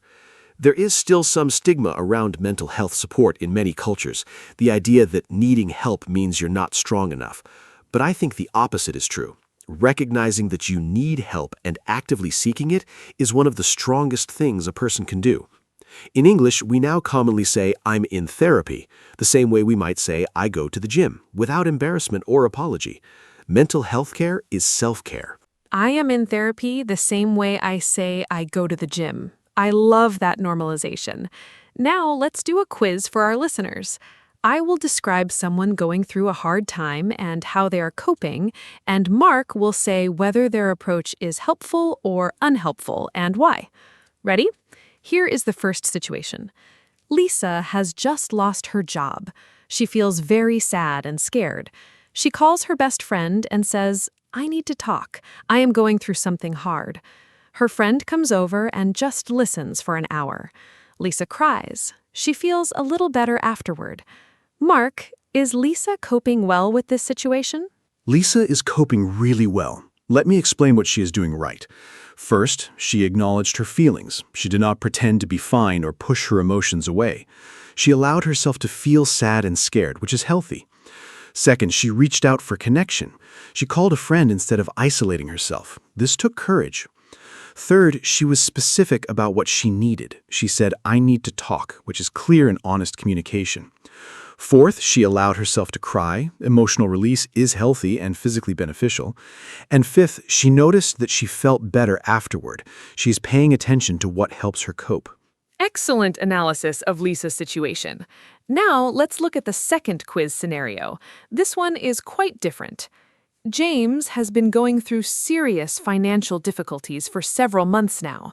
Instead of talking to anyone about it, he stays at home completely alone every evening, watches negative news for hours, stops exercising sometimes, and drinks more alcohol than usual to cope. He tells himself he just needs to figure it all out on his own. He feels worse every single week. Mark, what exactly is James doing wrong, and what specific changes would you recommend for him to start feeling better? Poor James. He is making several common but harmful mistakes. First, isolating himself. Going through hard times alone makes everything heavier. He needs connection. Second, consuming negative news for hours. This amplifies anxiety without helping. He should limit news to once a day. Third, stopping exercise and skipping meals. Physically depleting himself is making his emotional state much worse. Fourth, drinking more alcohol. This is a depressant that will deepen his lows significantly. And fifth, the figure-it-out-alone mentality. Pride is stopping him from getting help he genuinely needs. My specific recommendations: call one trusted friend today, go for one walk outside, eat one proper meal, turn off the news. Perfect advice for James. Small steps in the right direction make a huge difference over time. Now, I want to share some beautiful and comforting English phrases that you can say to yourself or to someone else during hard times. These are phrases that bring comfort, hope, and perspective. You are stronger than you think. This will not last forever. You have survived hard things before. One day at a time. It is okay to not be okay. You are not alone in this. Better days are coming. You are doing the best you can. This is a chapter, not your whole story. And one of my personal favorites, after the storm comes the rainbow. Mark, what are your favorites? I love this collection. Here are some more of my favorites. Every day may not be good, but there is something good in every day, reminding us to look for small lights even in dark times. Tough times never last, but tough people do. Very empowering and motivating. Fall 7 times, stand up 8. The Japanese proverb, meaning resilience is about getting up one more time than you fall. The darkest hour is just before dawn. When things seem at their worst, improvement may be very close. You cannot pour from an empty cup, reminding us to take care of ourselves. Everything will be all right in the end. If it is not okay, it is not the end. I think that might be the most comforting sentence in the English language. Now, let's talk about something that many people overlook during hard times. Rest. Real rest. When life is difficult, many people feel guilty about resting. They feel they should be doing something, fixing something, or working harder to solve the problem. But rest is not laziness during hard times. Rest is medicine. Rest is recovery. When you are carrying emotional or physical weight, your body and mind need extra recovery time, not less. In English, I need to rest and recover. Give yourself permission to rest. Rest is productive. You cannot pour from an empty cup. Giving myself permission to rest during hard times is something I have had to actively learn. It did not come naturally. My mind used to say, resting is wasting time when things are hard. You should be solving the problem. But I've learned that rest is essential, not optional, during difficult periods. Here's how I give myself genuine permission. First, I remind myself that a rested mind thinks more clearly and solves problems better than an exhausted one. Second, I reframe rest as an active choice, not a passive failure. I'm choosing to rest so I can face tomorrow better. Feels very different from I'm giving up for today. And third, I make rest intentional. Rest with intention is genuinely restorative. I love how you reframe it as an active, positive choice. Now let's talk about creativity and expression as tools for staying positive. Many people find that engaging in creative activities during hard times is incredibly helpful, not to produce perfect work, but to express what is inside and process difficult emotions. Writing in a journal, drawing or painting, playing music, dancing, cooking a new recipe, gardening. These activities get you out of your head and into your hands. They create something, even when life feels like it is taking things away. Creativity has been a significant source of healing for me during difficult periods. Writing, especially, keeping a journal during hard times, allows me to externalize the thoughts that would otherwise circle endlessly in my mind. Getting thoughts onto paper makes them more manageable and more clearly visible. I can see patterns, question them, and release them more easily when they are written down rather than trapped in my head. I also play the guitar sometimes, not professionally, just for myself. Playing music is one of the few activities that fully absorbs my attention and gives my worried mind a complete rest. Lose yourself in something. Such a perfect expression for creative immersion. Now let's talk about hope, because hope is perhaps the most essential ingredient for staying positive during hard times. Hope is the belief that things can and will get better, that the current situation is not permanent, and that good things are still possible in the future.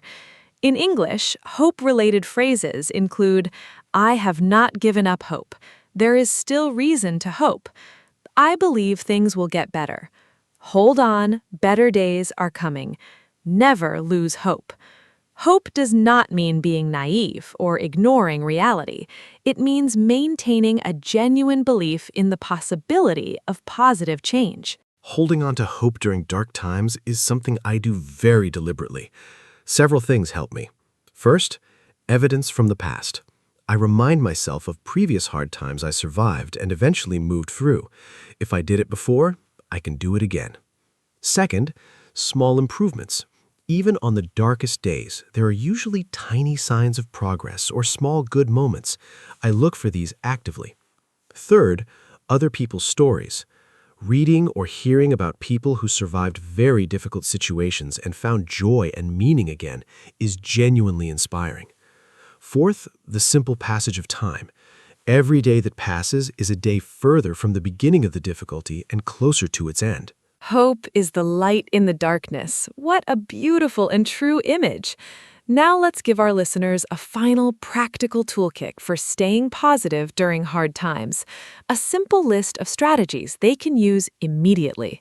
Strategy 1, accept your feelings without judgment. Strategy 2, reach out to someone you trust. Do not isolate. Strategy 3, practice daily gratitude, even just 3 small things.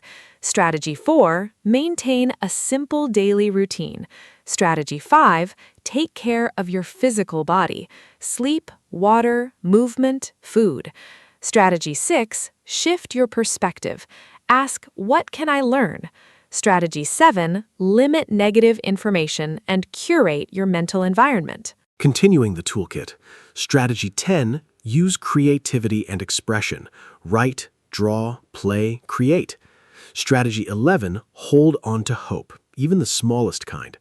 Strategy 12, seek professional support if needed. There is no shame in this. Strategy 13, remind yourself that this is temporary. This too shall pass. Strategy 14, find meaning. Ask yourself what this experience might be teaching you or building in you. Strategy 15, be gentle with yourself. Do not add self-criticism to an already heavy load.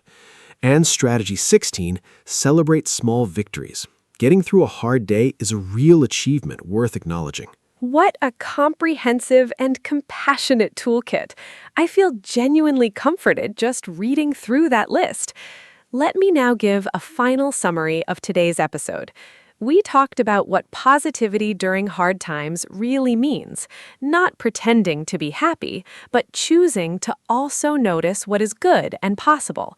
We discussed accepting feelings, the power of connection, gratitude practice, and the importance of routine. We talked about physical health, perspective, managing information, and helping others. We explored professional support, rest, creativity, hope, and comforting English phrases. We did a quiz about Lisa and James, and we built a complete 16-step toolkit for staying positive during hard times. Thank you so much to every listener who joined us today. Thank you so much, Anna. This was one of the most meaningful episodes we have ever created. And a very big thank you to every single listener who was here with us today. If you are going through a hard time right now, I want to say directly to you, I am proud of you for still showing up, still learning, still trying. That takes real courage. Hard times are part of every human life. They do not make you broken, they make you human, and they will pass. Use the strategies we shared today. Reach out to someone. Be kind to yourself. Hold on to hope. Hello, everyone. Welcome to our podcast. My name is Anna, and I am so happy you are here with us today. This podcast is made for beginner English learners, and every episode is simple, fun, and useful. Today, we have a really important topic. We are going to talk about health. Health is one of the most important things in our lives, and we talk about it every day in English. How do you feel? What do you eat? Do you exercise? These are all very common questions. I am joined by my wonderful co-host, Mark. Mark, say hello and tell us, how is your health these days? Hello, hello. Thank you, Anna. Hi to all our fantastic listeners. How is my health? I am happy to say I feel great. I have been making good choices lately, sleeping well, exercising regularly, and eating more vegetables. Today's topic is really important because your health affects every single part of your life. When you feel good, everything is better. Your mood, your work, your relationships. Anna and I are going to talk about different aspects of health: healthy eating, exercise, sleep, mental health, and much more. We will also give you lots of useful English vocabulary and phrases. By the end of this episode, you will be able to talk about health confidently. Let's begin. Okay, so let's start with a very basic question. What does health mean?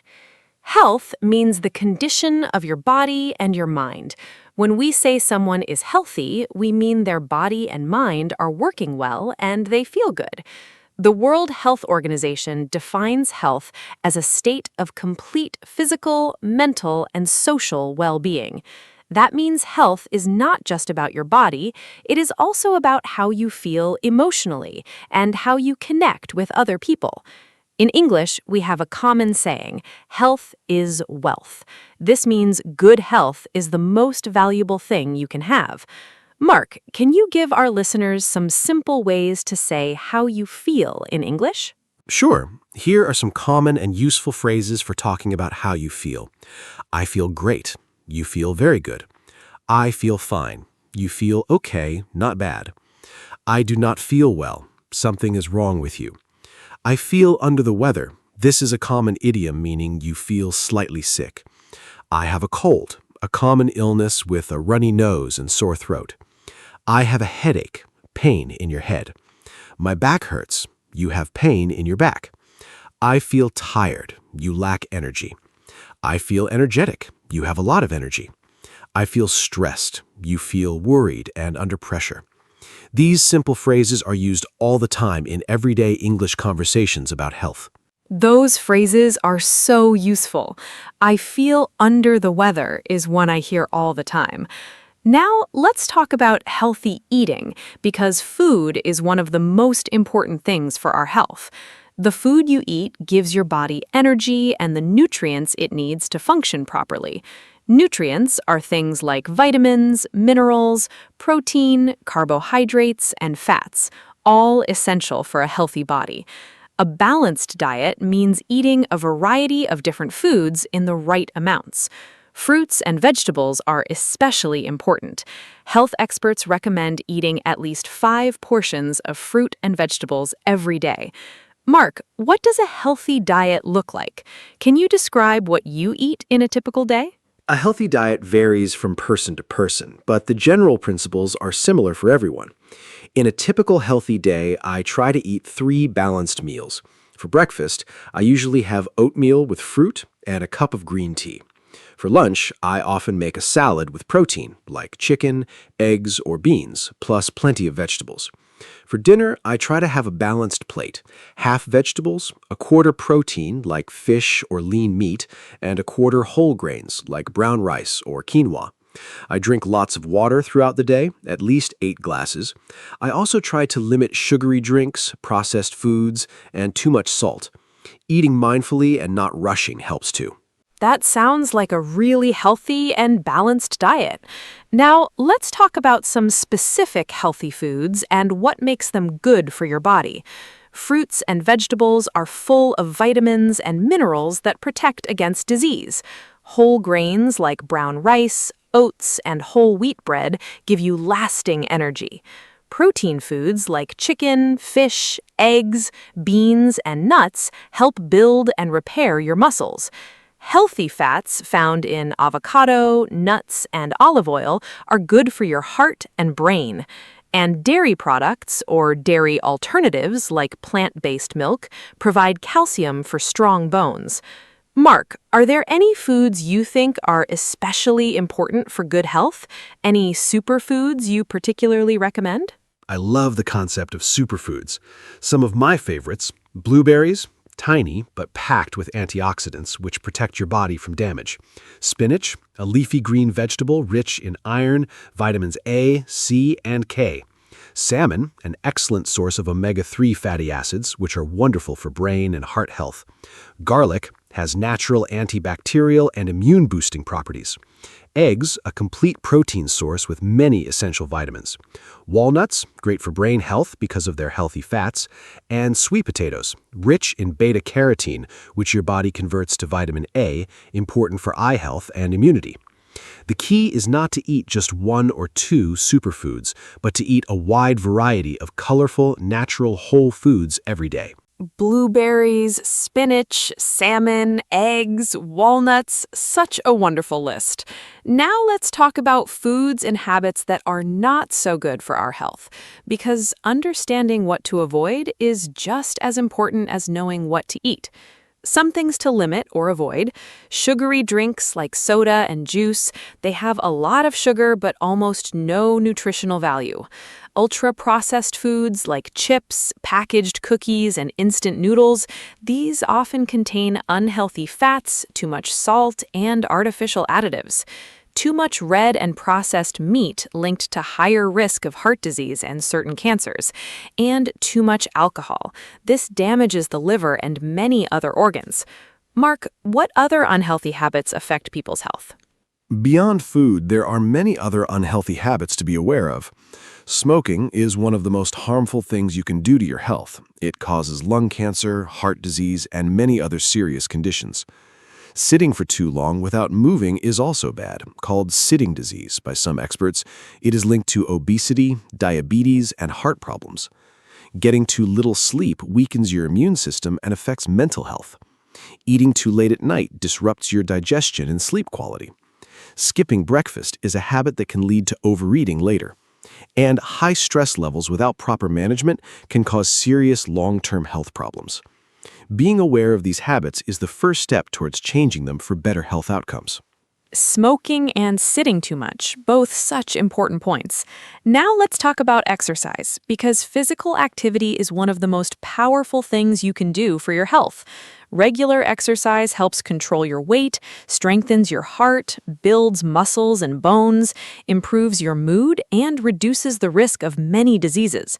The World Health Organization recommends that adults do at least 150 minutes of moderate exercise per week. That is about 30 minutes 5 days a week. Moderate exercise means things like walking briskly, cycling, swimming, or dancing. Activities that raise your heart rate but still allow you to hold a conversation. Mark, do you exercise regularly? What kind of exercise do you do? Yes, I exercise regularly and I really enjoy it. My main activities are running and cycling. I run 3 times a week, usually 30 to 40 minutes per session. I find running incredibly good for both my body and my mind. After a good run, I always feel clear-headed and positive. On weekends, I like to go for longer cycle rides in the countryside. I also do some strength training twice a week, exercises using weights or my own body weight to build muscle strength. And I try to walk as much as possible in daily life, taking the stairs instead of the lift, walking to the shops, and taking short walks during lunch breaks. Even small amounts of movement throughout the day add up. Running, cycling, strength training, and walking more in daily life. What a great combination! Now let's talk about some simple types of exercise for our listeners who are just starting out. You do not need a gym or special equipment to be more active. Walking is the simplest and most accessible form of exercise. It's free, you can do it anywhere, and it's gentle on your joints. Swimming is another excellent whole-body exercise that is kind to your joints. Yoga improves flexibility, strength, and mental calmness. Dancing is fun and a great workout. And home exercises like squats, push-ups, and planks require no equipment at all. Mark, what advice would you give to someone who wants to start exercising but doesn't know where to begin? Great question. My top advice for beginners, start very small and be consistent. Do not try to do too much on the first day. You'll feel exhausted and discouraged. Start with just 10 or 15 minutes of walking every day. Then gradually increase the time and intensity. Find an activity you genuinely enjoy. If you love dancing, dance. If you love being in nature, hike or walk in the park. Enjoyment is the key to consistency. Set small, achievable goals, like walking for 20 minutes every day this week. Get a partner. Exercising with a friend makes it much more fun and helps you stay motivated. And remember, any movement is better than no movement. Even small daily habits transform your health over time. Any movement is better than no movement. I love that. Now let's talk about sleep, because sleep is one of the most underrated aspects of health. Most adults need between 7 and 9 hours of sleep per night. During sleep, your body repairs itself, muscles heal, the brain processes information and forms memories, and the immune system strengthens. Poor sleep has serious effects. It weakens your immune system, increases stress hormones, impairs concentration and memory, and is linked to obesity, diabetes, and heart disease. Yet many people treat sleep as a luxury rather than a necessity. Mark, do you get enough sleep? And do you have any good habits for improving sleep quality? Sleep is something I take very seriously now. I aim for about 8 hours every night. Some habits that have really improved my sleep quality: I go to bed and wake up at the same time every day, including weekends. This trains your body clock. I avoid screens, phone, computer, television for at least an hour before bed. The blue light from screens disrupts the production of melatonin, the hormone that helps you feel sleepy. I keep my bedroom cool, dark, and quiet. I avoid caffeine after 3 in the afternoon. Coffee and tea can stay in your system for many hours. And I have a relaxing bedtime routine. I read a book, have herbal tea, and do some gentle stretching. Good sleep really changes everything. Avoiding screens before bed is such important advice. Now let's talk about mental health, because it is just as important as physical health. Mental health includes our emotional, psychological, and social well-being. It affects how we think, feel, and behave. Common mental health challenges include anxiety, feeling very worried and nervous, and depression, which involves persistent feelings of sadness and loss of interest. Stress is also a very common mental health issue in modern life. In English, there are some important phrases for talking about mental health. I am feeling anxious. I have been feeling down lately. I need to talk to someone. Mark, why do you think mental health is so important to discuss openly? Mental health is incredibly important, and I'm glad we are talking about it. For a long time, mental health was a taboo subject. People did not talk about it because they felt ashamed or weak. But the truth is that mental health problems are very common. 1 in 4 people will experience a mental health issue at some point in their life. Talking openly about mental health reduces stigma. That is the negative judgment that stops people from seeking help. When we normalize these conversations, more people feel comfortable asking for support. Mental health affects everything: your relationships, your work, your physical health, and your quality of life. Taking care of your mind is not a sign of weakness. It is a sign of wisdom and self-awareness. Taking care of your mind is a sign of wisdom. Beautifully said. Now let's talk about some practical ways to take care of your mental health. First, connect with people you care about. Strong social relationships are one of the most powerful protectors of mental health. Talk to friends and family regularly. Second, get regular physical exercise. It is proven to reduce anxiety and depression. Third, spend time in nature whenever possible. Even a short walk in a park can improve your mood significantly. Fourth, practice gratitude. Write down 3 things you are thankful for every day. Fifth, get enough sleep. And sixth, if you are struggling, seek professional help. Talking to a therapist or counselor is a sign of strength. Mark, what do you do for your mental health? For my mental health, I have several practices that really help. First, I exercise regularly, as we discussed. It is fantastic for mood. Second, I meditate for 10 to 15 minutes every morning. Meditation simply means sitting quietly and focusing on your breathing. It sounds simple, but the effect on stress and anxiety is significant. Third, I spend time in nature whenever possible. I find it genuinely calming and restorative.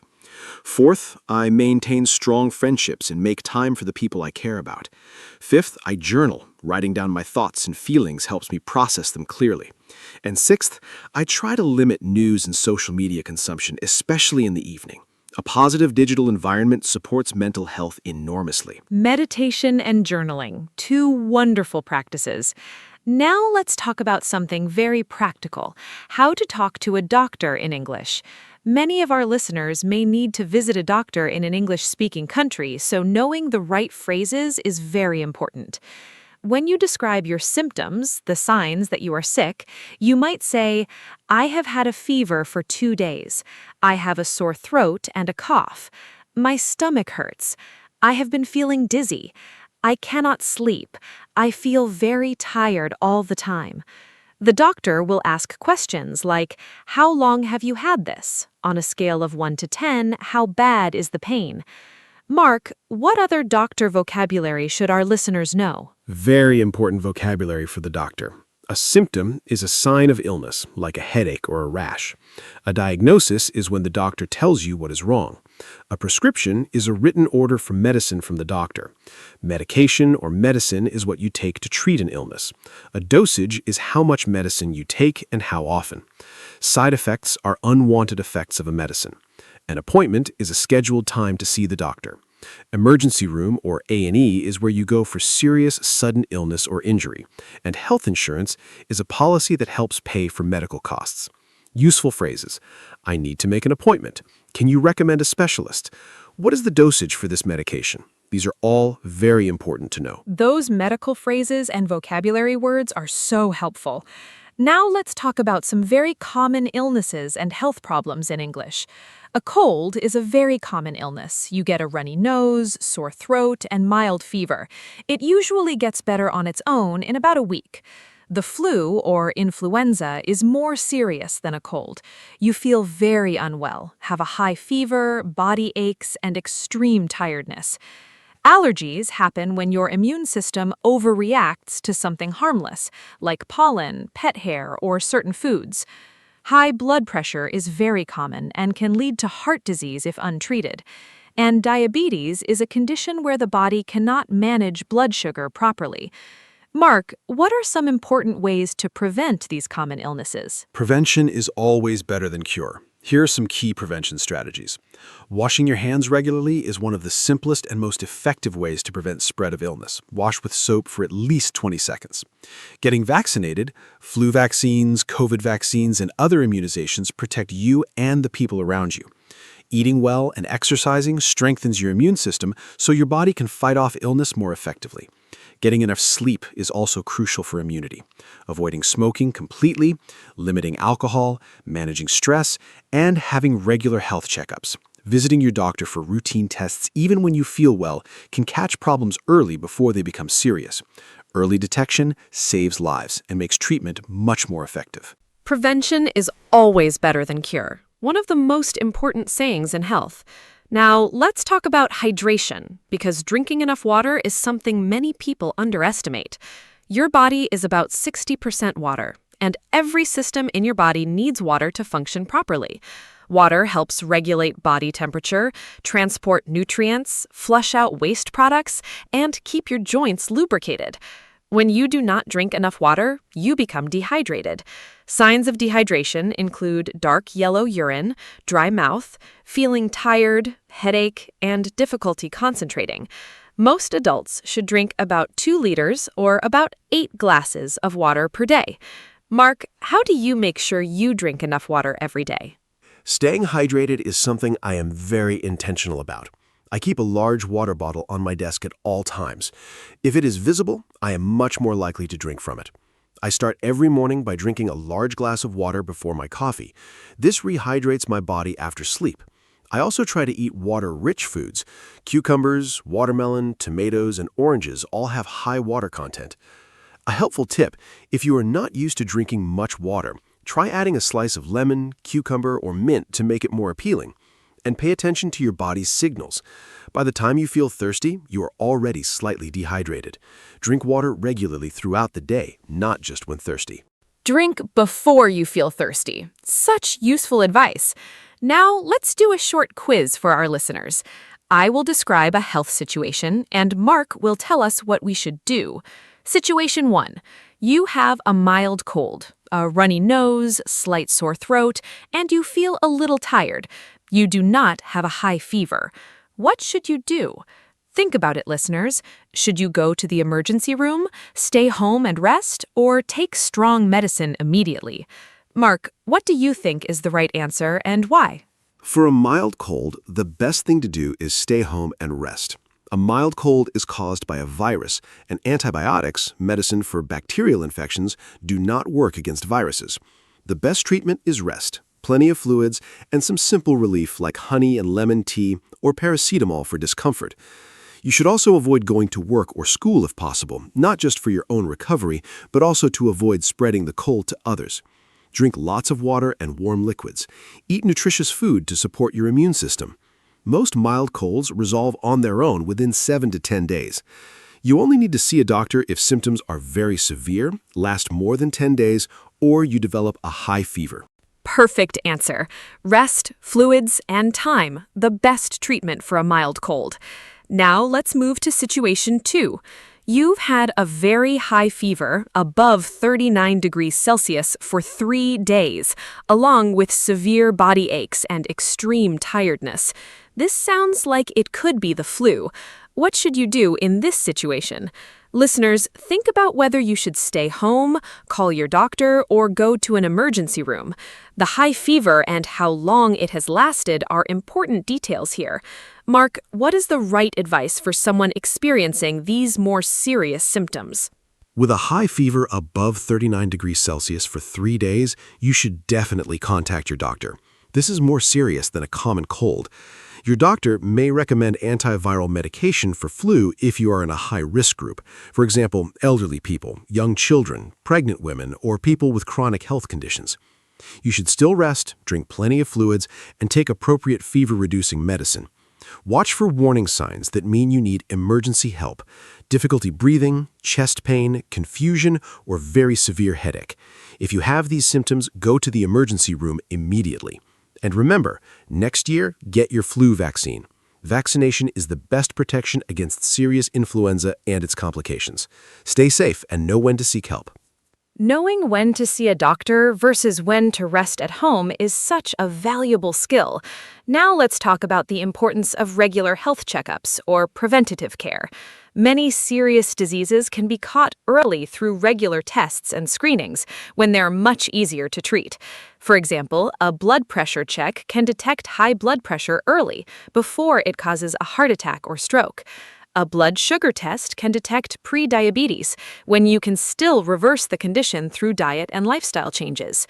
Cancer screenings like mammograms, cervical smear tests, and colonoscopies can detect cancer at an early and treatable stage.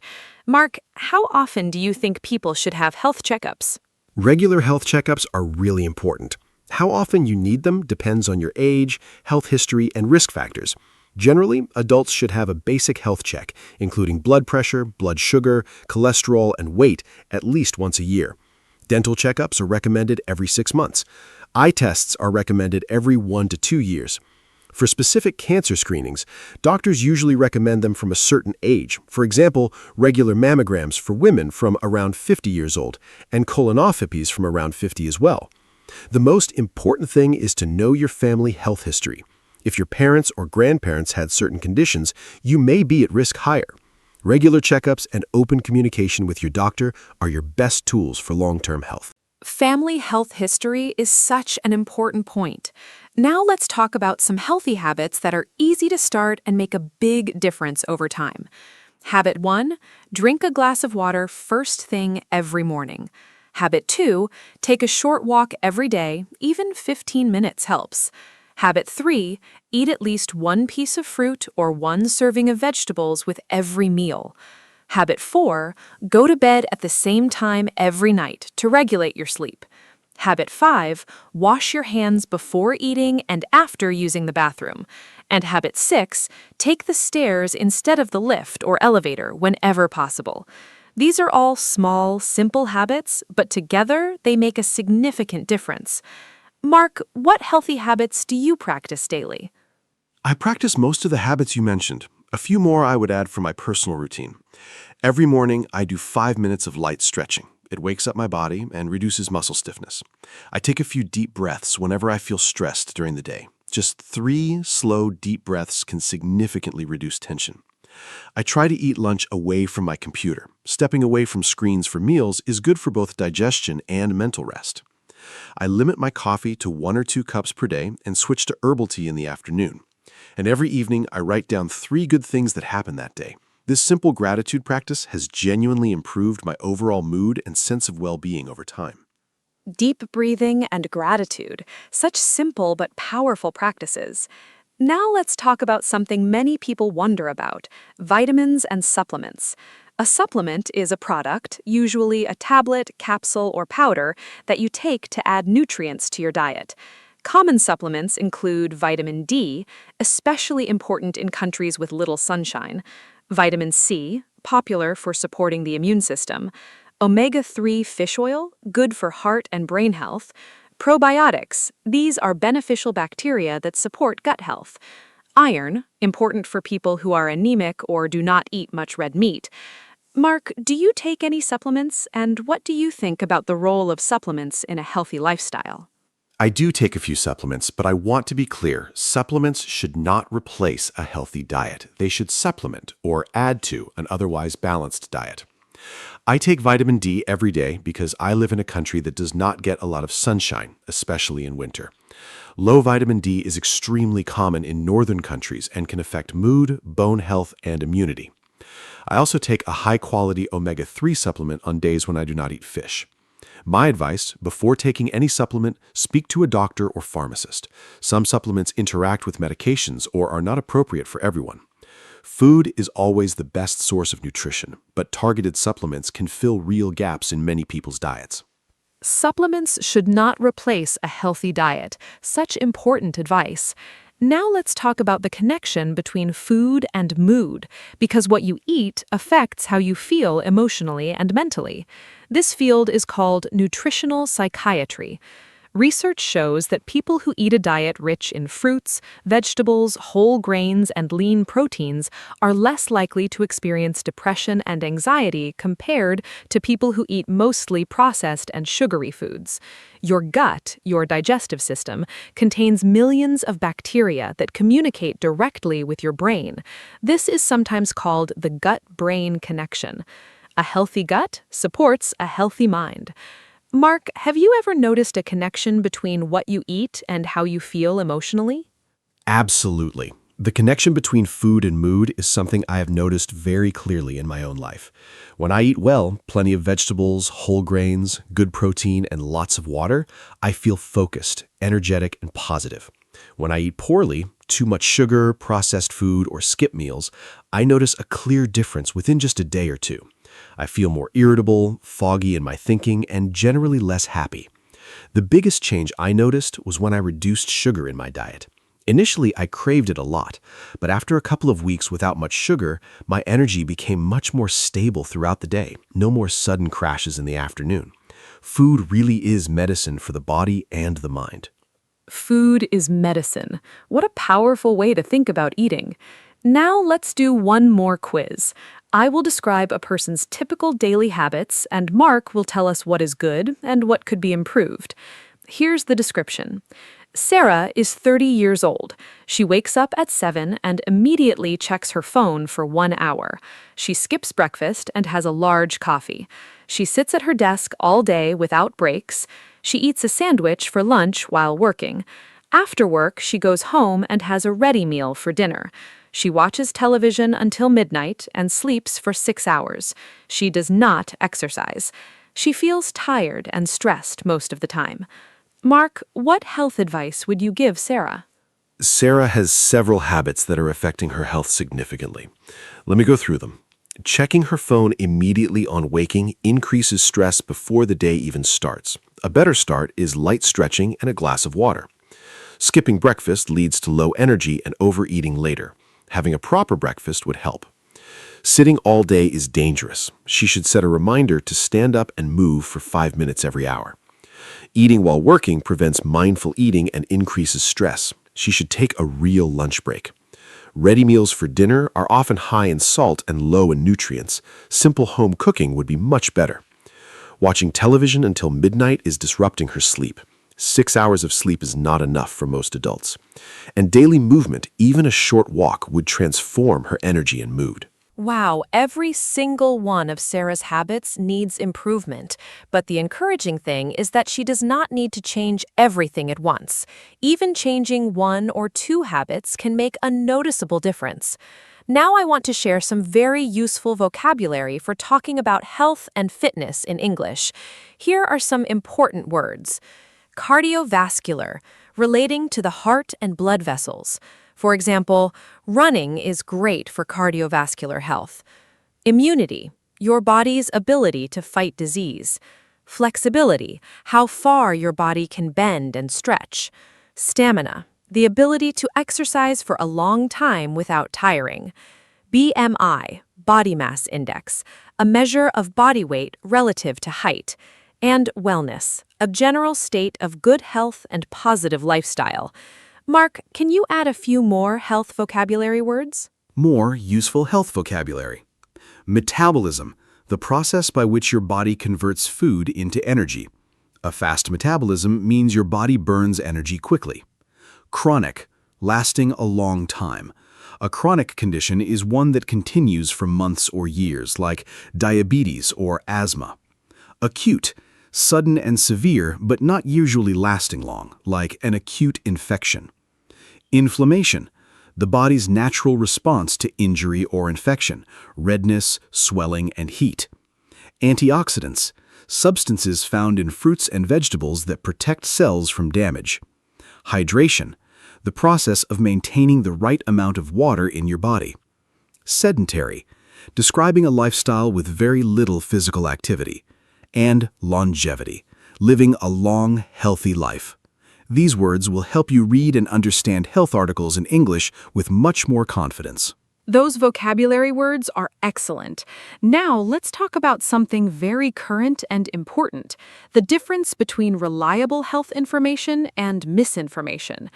Today, the internet is full of health advice, but not all of it is accurate or trustworthy. Some websites and social media posts spread false health information, sometimes called fake news in the health context. For example, claims that certain foods cure serious diseases, or that vaccines cause harm, or that miracle supplements can make you lose weight without effort. These claims are not supported by science. Mark, how can people identify reliable health information? How do you know if something you read about health is true? Identifying reliable health information is a really important skill. Here are some guidelines. First, check the source. Reliable health information comes from established medical organizations like the World Health Organization, government health departments, or university research institutions. Second, look for evidence. Good health advice is based on multiple scientific studies, not just one person's experience. Third, be skeptical of extreme claims. If something promises miraculous results with no effort, it is probably not true. Fourth, check the date. Health research evolves, so look for recent information. Fifth, consult a real doctor or pharmacist for personal health questions rather than relying on internet searches alone. And sixth, be especially careful about health advice on social media. Always verify before you believe or share it. Verify before you believe or share it. Such important advice for the digital age. Now let's talk about something positive: the role of happiness and positive emotions in physical health. Research shows that positive emotions like joy, gratitude, and love actually have measurable benefits for physical health. People who report higher levels of happiness tend to have stronger immune systems, lower blood pressure, and live longer than people who experience chronic stress and negative emotions. Laughter has genuine health benefits. It reduces stress hormones, relaxes muscles, and boosts the immune system. This is sometimes called the mind-body connection. Mark, do you believe that being happy makes you physically healthier? I absolutely believe in the mind-body connection. The research on this is really compelling. Studies show that optimistic people, those who generally expect positive outcomes, have better cardiovascular health and recover from illness more quickly than pessimistic people. Chronic stress and negative emotions increase cortisol and other stress hormones, which damage the immune system and contribute to inflammation in the body. On the other hand, laughter, strong social connections, and feelings of purpose and meaning in life have measurable protective effects on physical health. I think this means that investing in your happiness, nurturing your relationships, finding purpose, practicing gratitude, and having fun is genuinely a form of healthcare.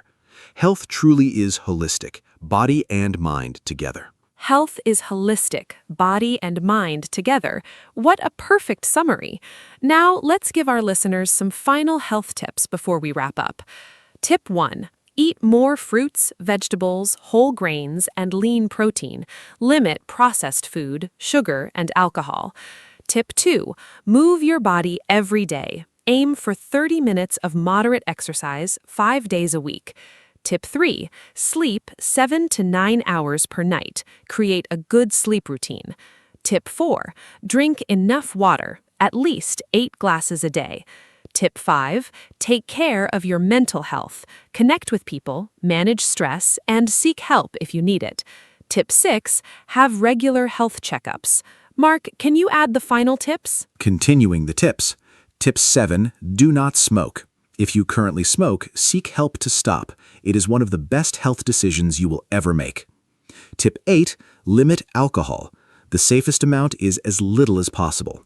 Tip 9. Wash your hands regularly to prevent illness. Tip 10. Know your body. Pay attention to changes and see a doctor if something doesn't feel right.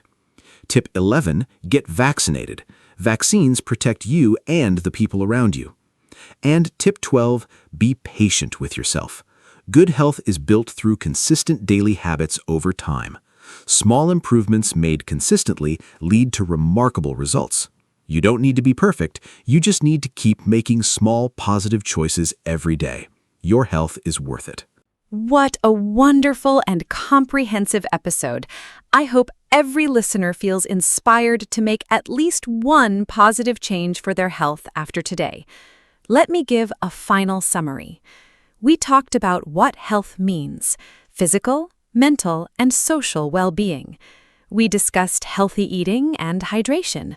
We covered exercise, sleep, and mental health. We learned useful phrases for talking to a doctor and describing symptoms. We talked about common illnesses, prevention, and regular checkups. We discussed supplements, the food-mood connection, and how to identify reliable health information. We did some fun quizzes and built lots of useful vocabulary. Health is your greatest asset. Take care of it every single day. Thank you so much for listening. See you next time. Thank you so much, Anna. This was one of our best and most important episodes. And a huge thank you to every wonderful listener who spent this time with us. Remember, your health is the foundation of everything you do. When you are healthy, you have energy, clarity, and the ability to enjoy life fully. The good news is that small, consistent, healthy habits, drinking more water, sleeping better, moving a little more, and eating more vegetables add up to a big positive difference over time. Do not try to change everything at once. Start with one small thing today. And use the English vocabulary and phrases from today's episode to talk about health with confidence. Take great care of yourselves. Be kind to your body and mind, and goodbye, everyone. Hello, everyone. Welcome to our podcast. My name is Anna, and I am so happy you are here with us today. This podcast is made for beginner English learners, and every episode is simple, fun, and really useful.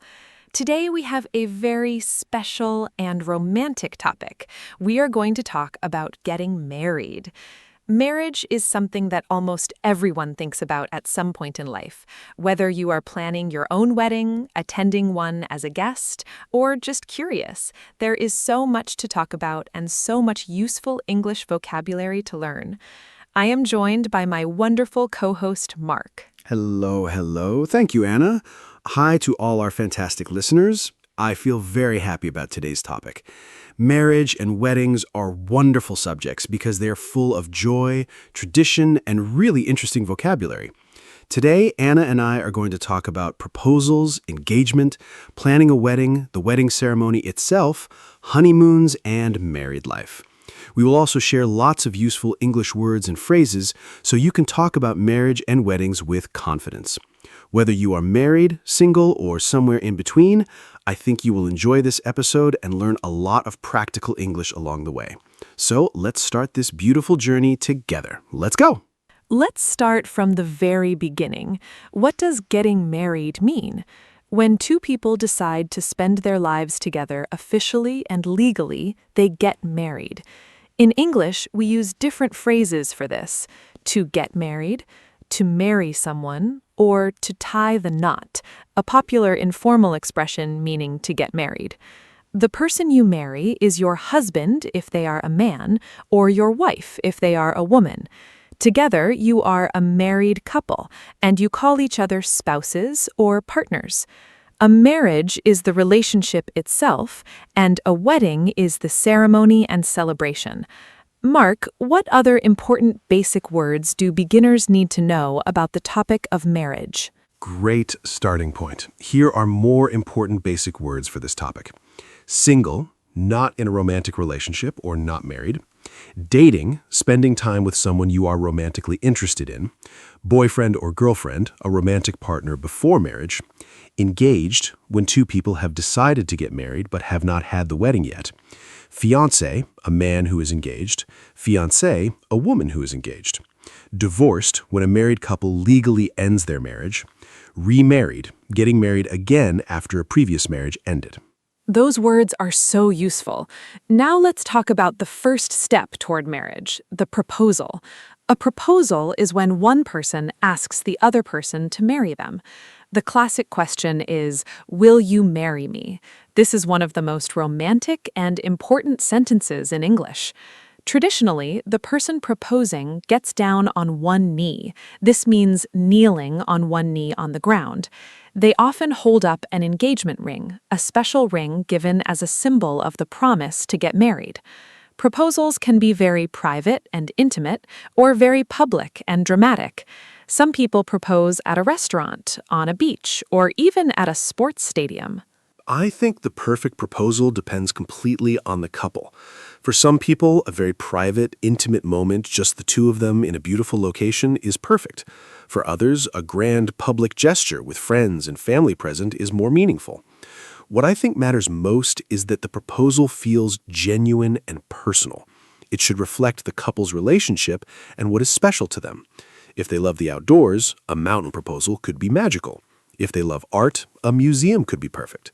The words matter too, not just "will you marry me," but sharing why you love that person and why you want to spend your life with them.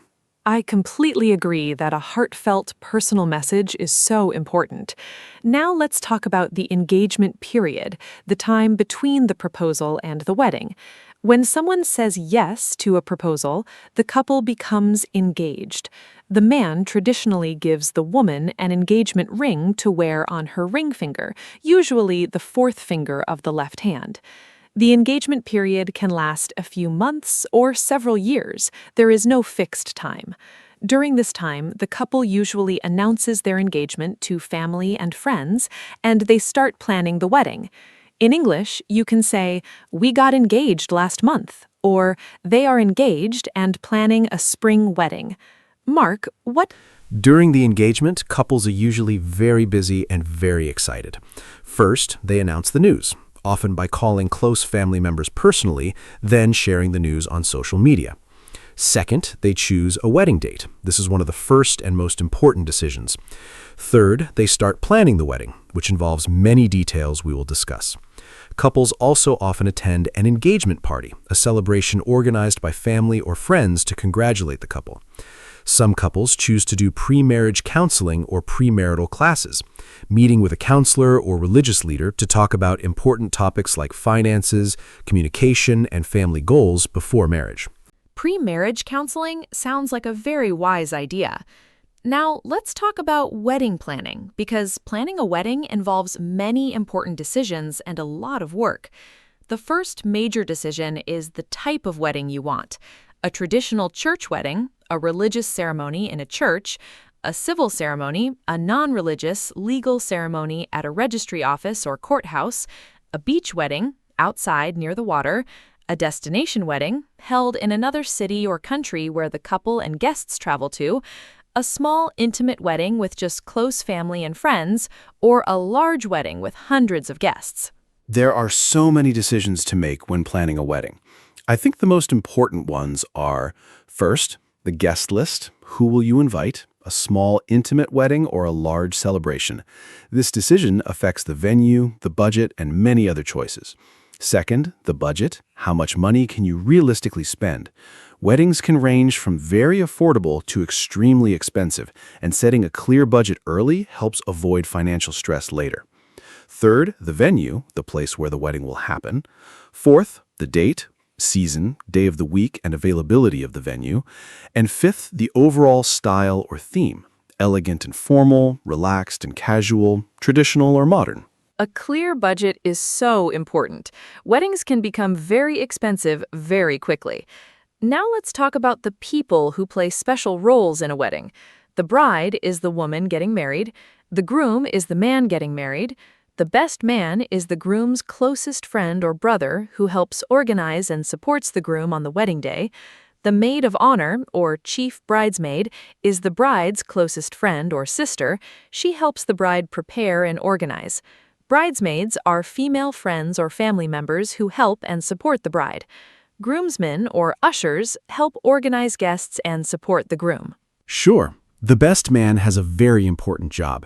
He organizes the bachelor party, also called a stag party in British English, a celebration for the groom and his male friends before the wedding. On the wedding day, the best man holds the wedding rings until the right moment in the ceremony, gives a speech at the reception, the wedding party after the ceremony, and helps the groom stay calm and prepared. The maid of honor organizes the bachelorette party, called a hen party in British English, for the bride and her female friends. Bachelor party and bachelorette party, stag party and hen party in British English. Those are such useful vocabulary differences to know. Now let's talk about the wedding ceremony itself. A typical wedding ceremony has several important moments. First, the procession. The bride walks down the aisle, usually on the arm of her father or another loved one, to meet the groom at the front. The aisle is the central path between the rows of seats. Then come the vows, the promises that the bride and groom make to each other. Mark, what are wedding vows exactly, and can you give examples of what couples might say during this very special and emotional moment? Wedding vows are the promises, the most important part of the whole ceremony. Traditional vows in English include famous words like, "I take you to be my lawfully wedded husband/wife, to have and to hold from this day forward for better, for worse, for richer, for poorer, in sickness and in health, to love and to cherish, until death do us part." These traditional words are very old and very beautiful. Many modern couples also write their own personal vows, their own words expressing what they promise their partner. Personal vows can be funny, emotional, poetic, or simple, whatever feels true to the couple's relationship. You may now kiss the bride, one of the most famous sentences in English. After the kiss, the couple is officially married. Now let's talk about the wedding rings, because rings are such an important symbol in marriage. The engagement ring is given at the proposal, usually a more decorative ring, often with a diamond or other gemstone. The wedding band or wedding ring is given during the ceremony. It is usually a simple, plain metal band in gold, silver, or platinum. Both rings are worn on the ring finger of the left hand in most Western countries. In some cultures, the rings are worn on the right hand. Mark, what do wedding rings symbolize? Wedding rings are one of the most universal symbols of marriage. A ring is a circle. It has no beginning and no end. This symbolizes eternal love, love that never ends. The ancient Egyptians first used rings to symbolize eternity and everlasting love. The tradition spread through history and is now practiced in cultures all around the world. The material matters too. Gold is associated with purity and value. The act of giving and receiving a ring is a public declaration. I choose this person and I want everyone to know it. Wearing a ring every day after the wedding is a constant reminder of the promises made on that special day. A circle with no beginning and no end, eternal love. What a beautiful explanation.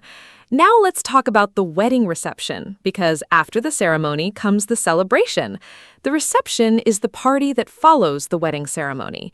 It can be held in a grand hotel ballroom, a beautiful garden, a barn, a restaurant, or any special venue.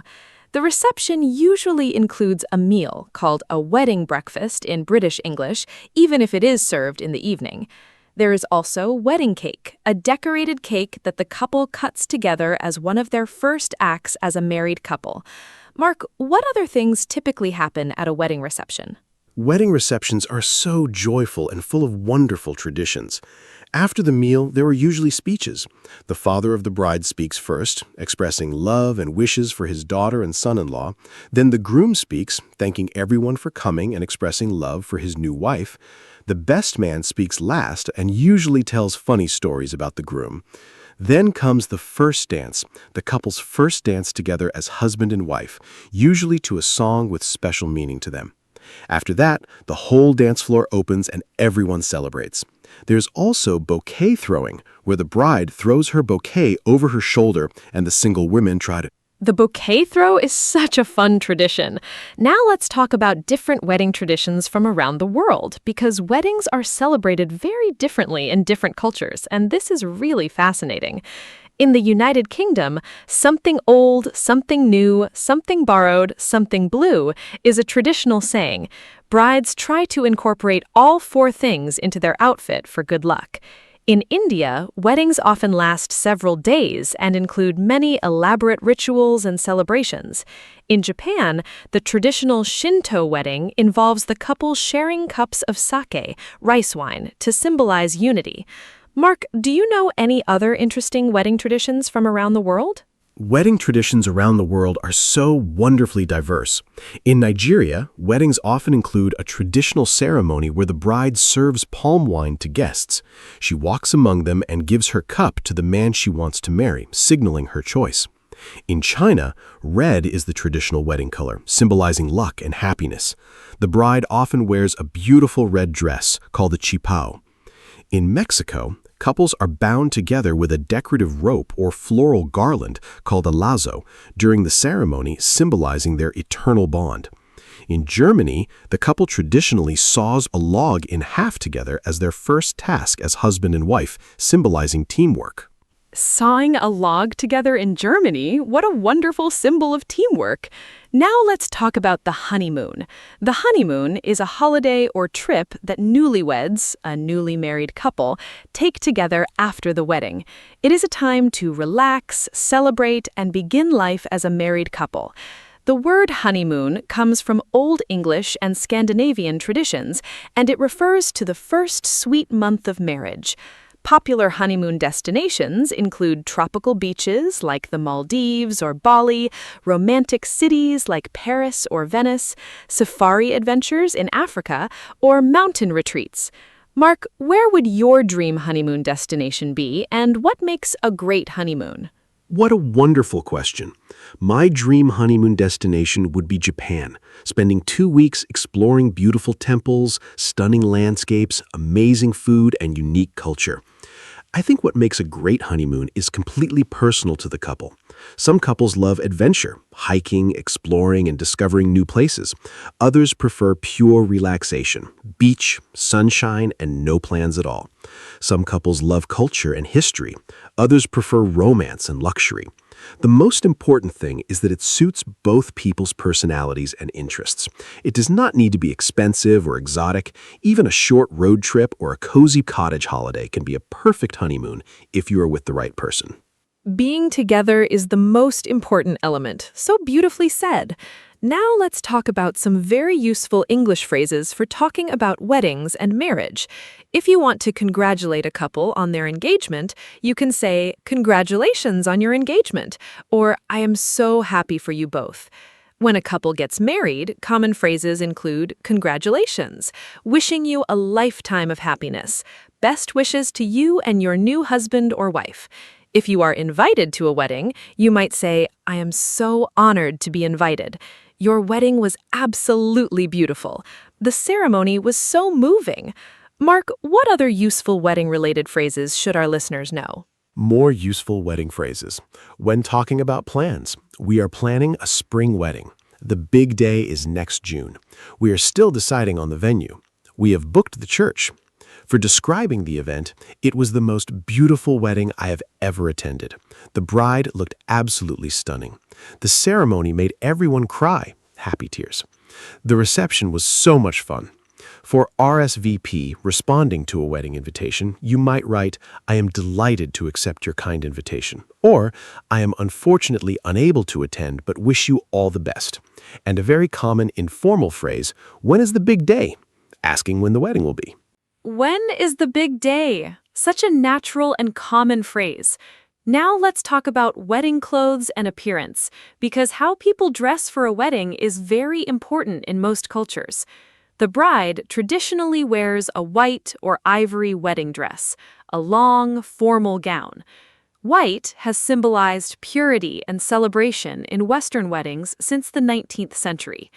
The groom usually wears a formal suit, a morning suit, or sometimes a kilt in Scottish tradition. Guests also dress formally for weddings, usually smart casual or formal dress codes. Women often wear elegant dresses or suits in bright colors. Wedding fashion is so interesting. Accessories matter a lot at weddings. The bride often wears a veil, a thin piece of fabric over her face or hair. She carries a bouquet, a bunch of flowers chosen to match the wedding colors and theme. She might also wear a tiara or hair accessories. Flowers play a huge role in weddings. The venue is usually decorated with flowers, the bridesmaids carry smaller bouquets, and there are flowers on the wedding cake and the tables. The buttonhole or boutonniere is a single flower worn on the groom's jacket lapel, matching the bride's bouquet. Buttonhole flowers for the groom, such a lovely detail. Now I want to talk about wedding photography and videography, because capturing memories is such an important part of any wedding. A wedding photographer is hired to take professional photos throughout the day, from preparation in the morning to the final dance at the reception. A wedding videographer films the day so the couple can relive every moment. The wedding album, a collection of the best photos printed and beautifully bound, is treasured by couples for the rest of their lives. With modern technology, many couples also create wedding websites and share photos on social media. Wedding photography is incredibly important. Your wedding photos and videos are the only way you can truly revisit those moments forever. The day passes so quickly, it is often over in a blink, and photos capture every emotion, every smile, every tear of joy. Choosing a great photographer whose style you love is one of the most important wedding decisions. I think the best wedding photos feel natural and candid, capturing real moments rather than stiff, posed photos. Many couples do what is called a first look, a private moment where the groom sees the bride in her dress before the ceremony. The photos from these moments are always breathtakingly emotional. A photographer tells the story of the day. What a lovely way to think about it. Now let's talk about something practical: wedding guests. If you are invited to a wedding as a guest, there are some important things to know and do. First, RSVP promptly. Reply to the invitation quickly so the couple can plan numbers. Second, buy a wedding gift. In English, we often say, "What did you get them as a wedding gift?" Common gifts include money, items from the couple's gift list or registry, a list of items the couple has chosen that they would like, or a personal, sentimental gift. Third, arrive on time to the ceremony. Fourth, dress appropriately. Being a good wedding guest is very important. Here are more guest guidelines. Follow the dress code on the invitation. If it says formal, dress formally. Do not wear white as a guest. That is reserved for the bride. Turn your phone to silent during the ceremony. Do not take photos during the ceremony unless the couple specifically invites guests to do so. Many couples prefer an unplugged wedding, where guests put their phones away. Be present and engaged rather than on your device. If there's a seating plan, sit in your assigned seat. Eat and drink responsibly. Write a heartfelt message in the wedding card. Unplugged wedding. What a modern and lovely idea. Now let's talk about the language of marriage itself. In English, there are many idioms and expressions related to marriage and love. To pop the question, to propose marriage, to walk down the aisle, to get married, to tie the knot, to get married, the big day, the wedding day, Mr. and Mrs., the traditional title for a married couple, happily ever after, used to describe a happy marriage from fairy tales, made for each other, a couple who are perfectly matched, match made in heaven, a perfect couple. Mark, can you share more love and marriage idioms with our listeners? More love and marriage idioms. Head over heels. Completely and deeply in love. To fall head over heels for someone means you fell deeply in love very quickly. The one, the perfect person for you, your ideal partner. Love at first sight, falling in love immediately when you first see someone. Soulmate, the person who is perfectly suited to you emotionally and spiritually. A match made in heaven, two people who are perfect for each other. To be on cloud nine, to be extremely happy, often used for newly engaged or married couples. To settle down, to start a stable family life after getting married. Head over heels and the one, such beautiful and common expressions. Now, let's talk about something that many couples discuss before marriage, what married life actually looks like day to day. Marriage is not just about the wedding day. It is a lifelong commitment and partnership. In a happy marriage, couples communicate openly and honestly, support each other through difficult times, share responsibilities at home, make important decisions together, and continue to show love and appreciation for each other every day. Marriage requires work, patience, and understanding from both people. Mark, what do you think are the most important ingredients for a happy and lasting marriage? I think communication is absolutely the most important ingredient in a happy marriage. Being able to talk honestly and listen patiently to your partner, especially during disagreements, is essential. Respect is also fundamental. Respecting your partner's opinions, needs, and individuality even when you see things differently. Shared values and goals, like having similar ideas about family, finances, and the future, create a strong foundation. Trust is essential too, knowing your partner is honest and reliable. Spending quality time together, not just living in the same house. Showing appreciation for small things every day. A thank you, a kind word, a thoughtful gesture, and laughter. Laughter is such a great thing. I love that saying. Now, let me ask you a fun question, Mark. If you could describe your ideal wedding in simple English, what would it look like? How many guests? Where would it be? What kind of ceremony? This is also a great practice exercise for our listeners. Try to describe your dream wedding in simple English. Use phrases like, I would like a small wedding with close family. My dream wedding would be outside, in a garden. I imagine a ceremony by the sea. I would want beautiful music and simple flowers. These are all very natural sentences for imagining your perfect day. What a wonderful question. My ideal wedding would be a small, intimate celebration. Maybe 30 to 40 guests, only close family and very dear friends. I would love an outdoor ceremony in a beautiful garden or vineyard in the countryside. Natural, green, and peaceful. The ceremony itself would be simple but deeply personal, with meaningful vows we wrote ourselves. For music, I would choose live acoustic guitar, something warm and beautiful, not too formal. After the ceremony, a relaxed outdoor meal with lots of delicious food and great conversation. No complicated formalities, just people who love each other gathered to celebrate love. Simple, genuine, and full of warmth. A small garden wedding with live acoustic guitar and homemade vows. That sounds absolutely perfect.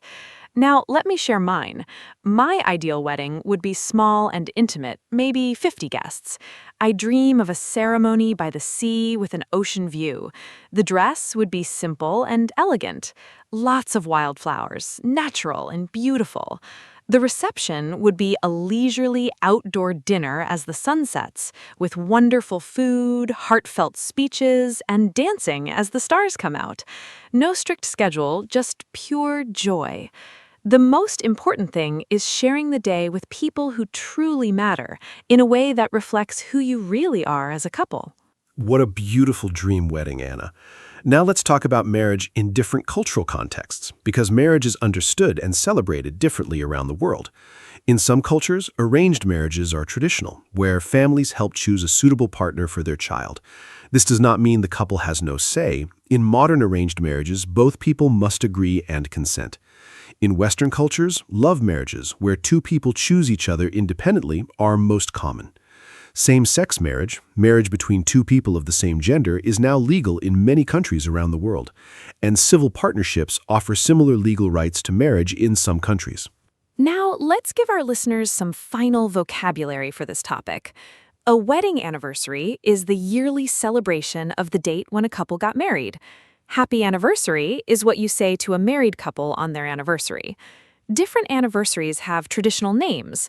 The first anniversary is called the paper anniversary, the 5th is wood, the 10th is tin, the 25th is silver, and the 50th is gold. That is called the golden anniversary. 50 years of marriage. Incredible! The couple who has been married the longest is sometimes called the golden couple. Mark, what other marriage vocabulary should our listeners know? More useful marriage vocabulary. A prenuptial agreement, often called a prenup, is a legal document some couples sign before marriage outlining how assets would be divided if the marriage ends. A surname or last name. When people marry, some partners take their spouse's last name, some keep their own, and some hyphenate both names together. In-laws are the parents and family members of your spouse, your mother-in-law, father-in-law, brother-in-law, and sister-in-law. Renewal of vows is a ceremony where an already married couple reaffirms their wedding promises, often on a significant anniversary. And newlyweds means a couple who were very recently married. These words come up often in everyday English conversations about marriage and family life. Mother-in-law, father-in-law, these are words everyone needs to know. Now, let's do a fun quiz for our listeners. I will give a definition, and Mark will give the correct word or phrase. Listeners, think of your answers too. First, this is the ring given when someone proposes marriage. What is it called? Second, this is the party for the groom and his male friends before the wedding. What is this celebration called? Third, this is the word for a newly married couple on their first trip together. What is this special word?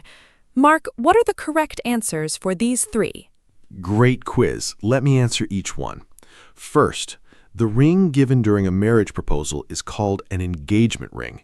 It is usually more decorative than the wedding band and is often worn together with it after the wedding.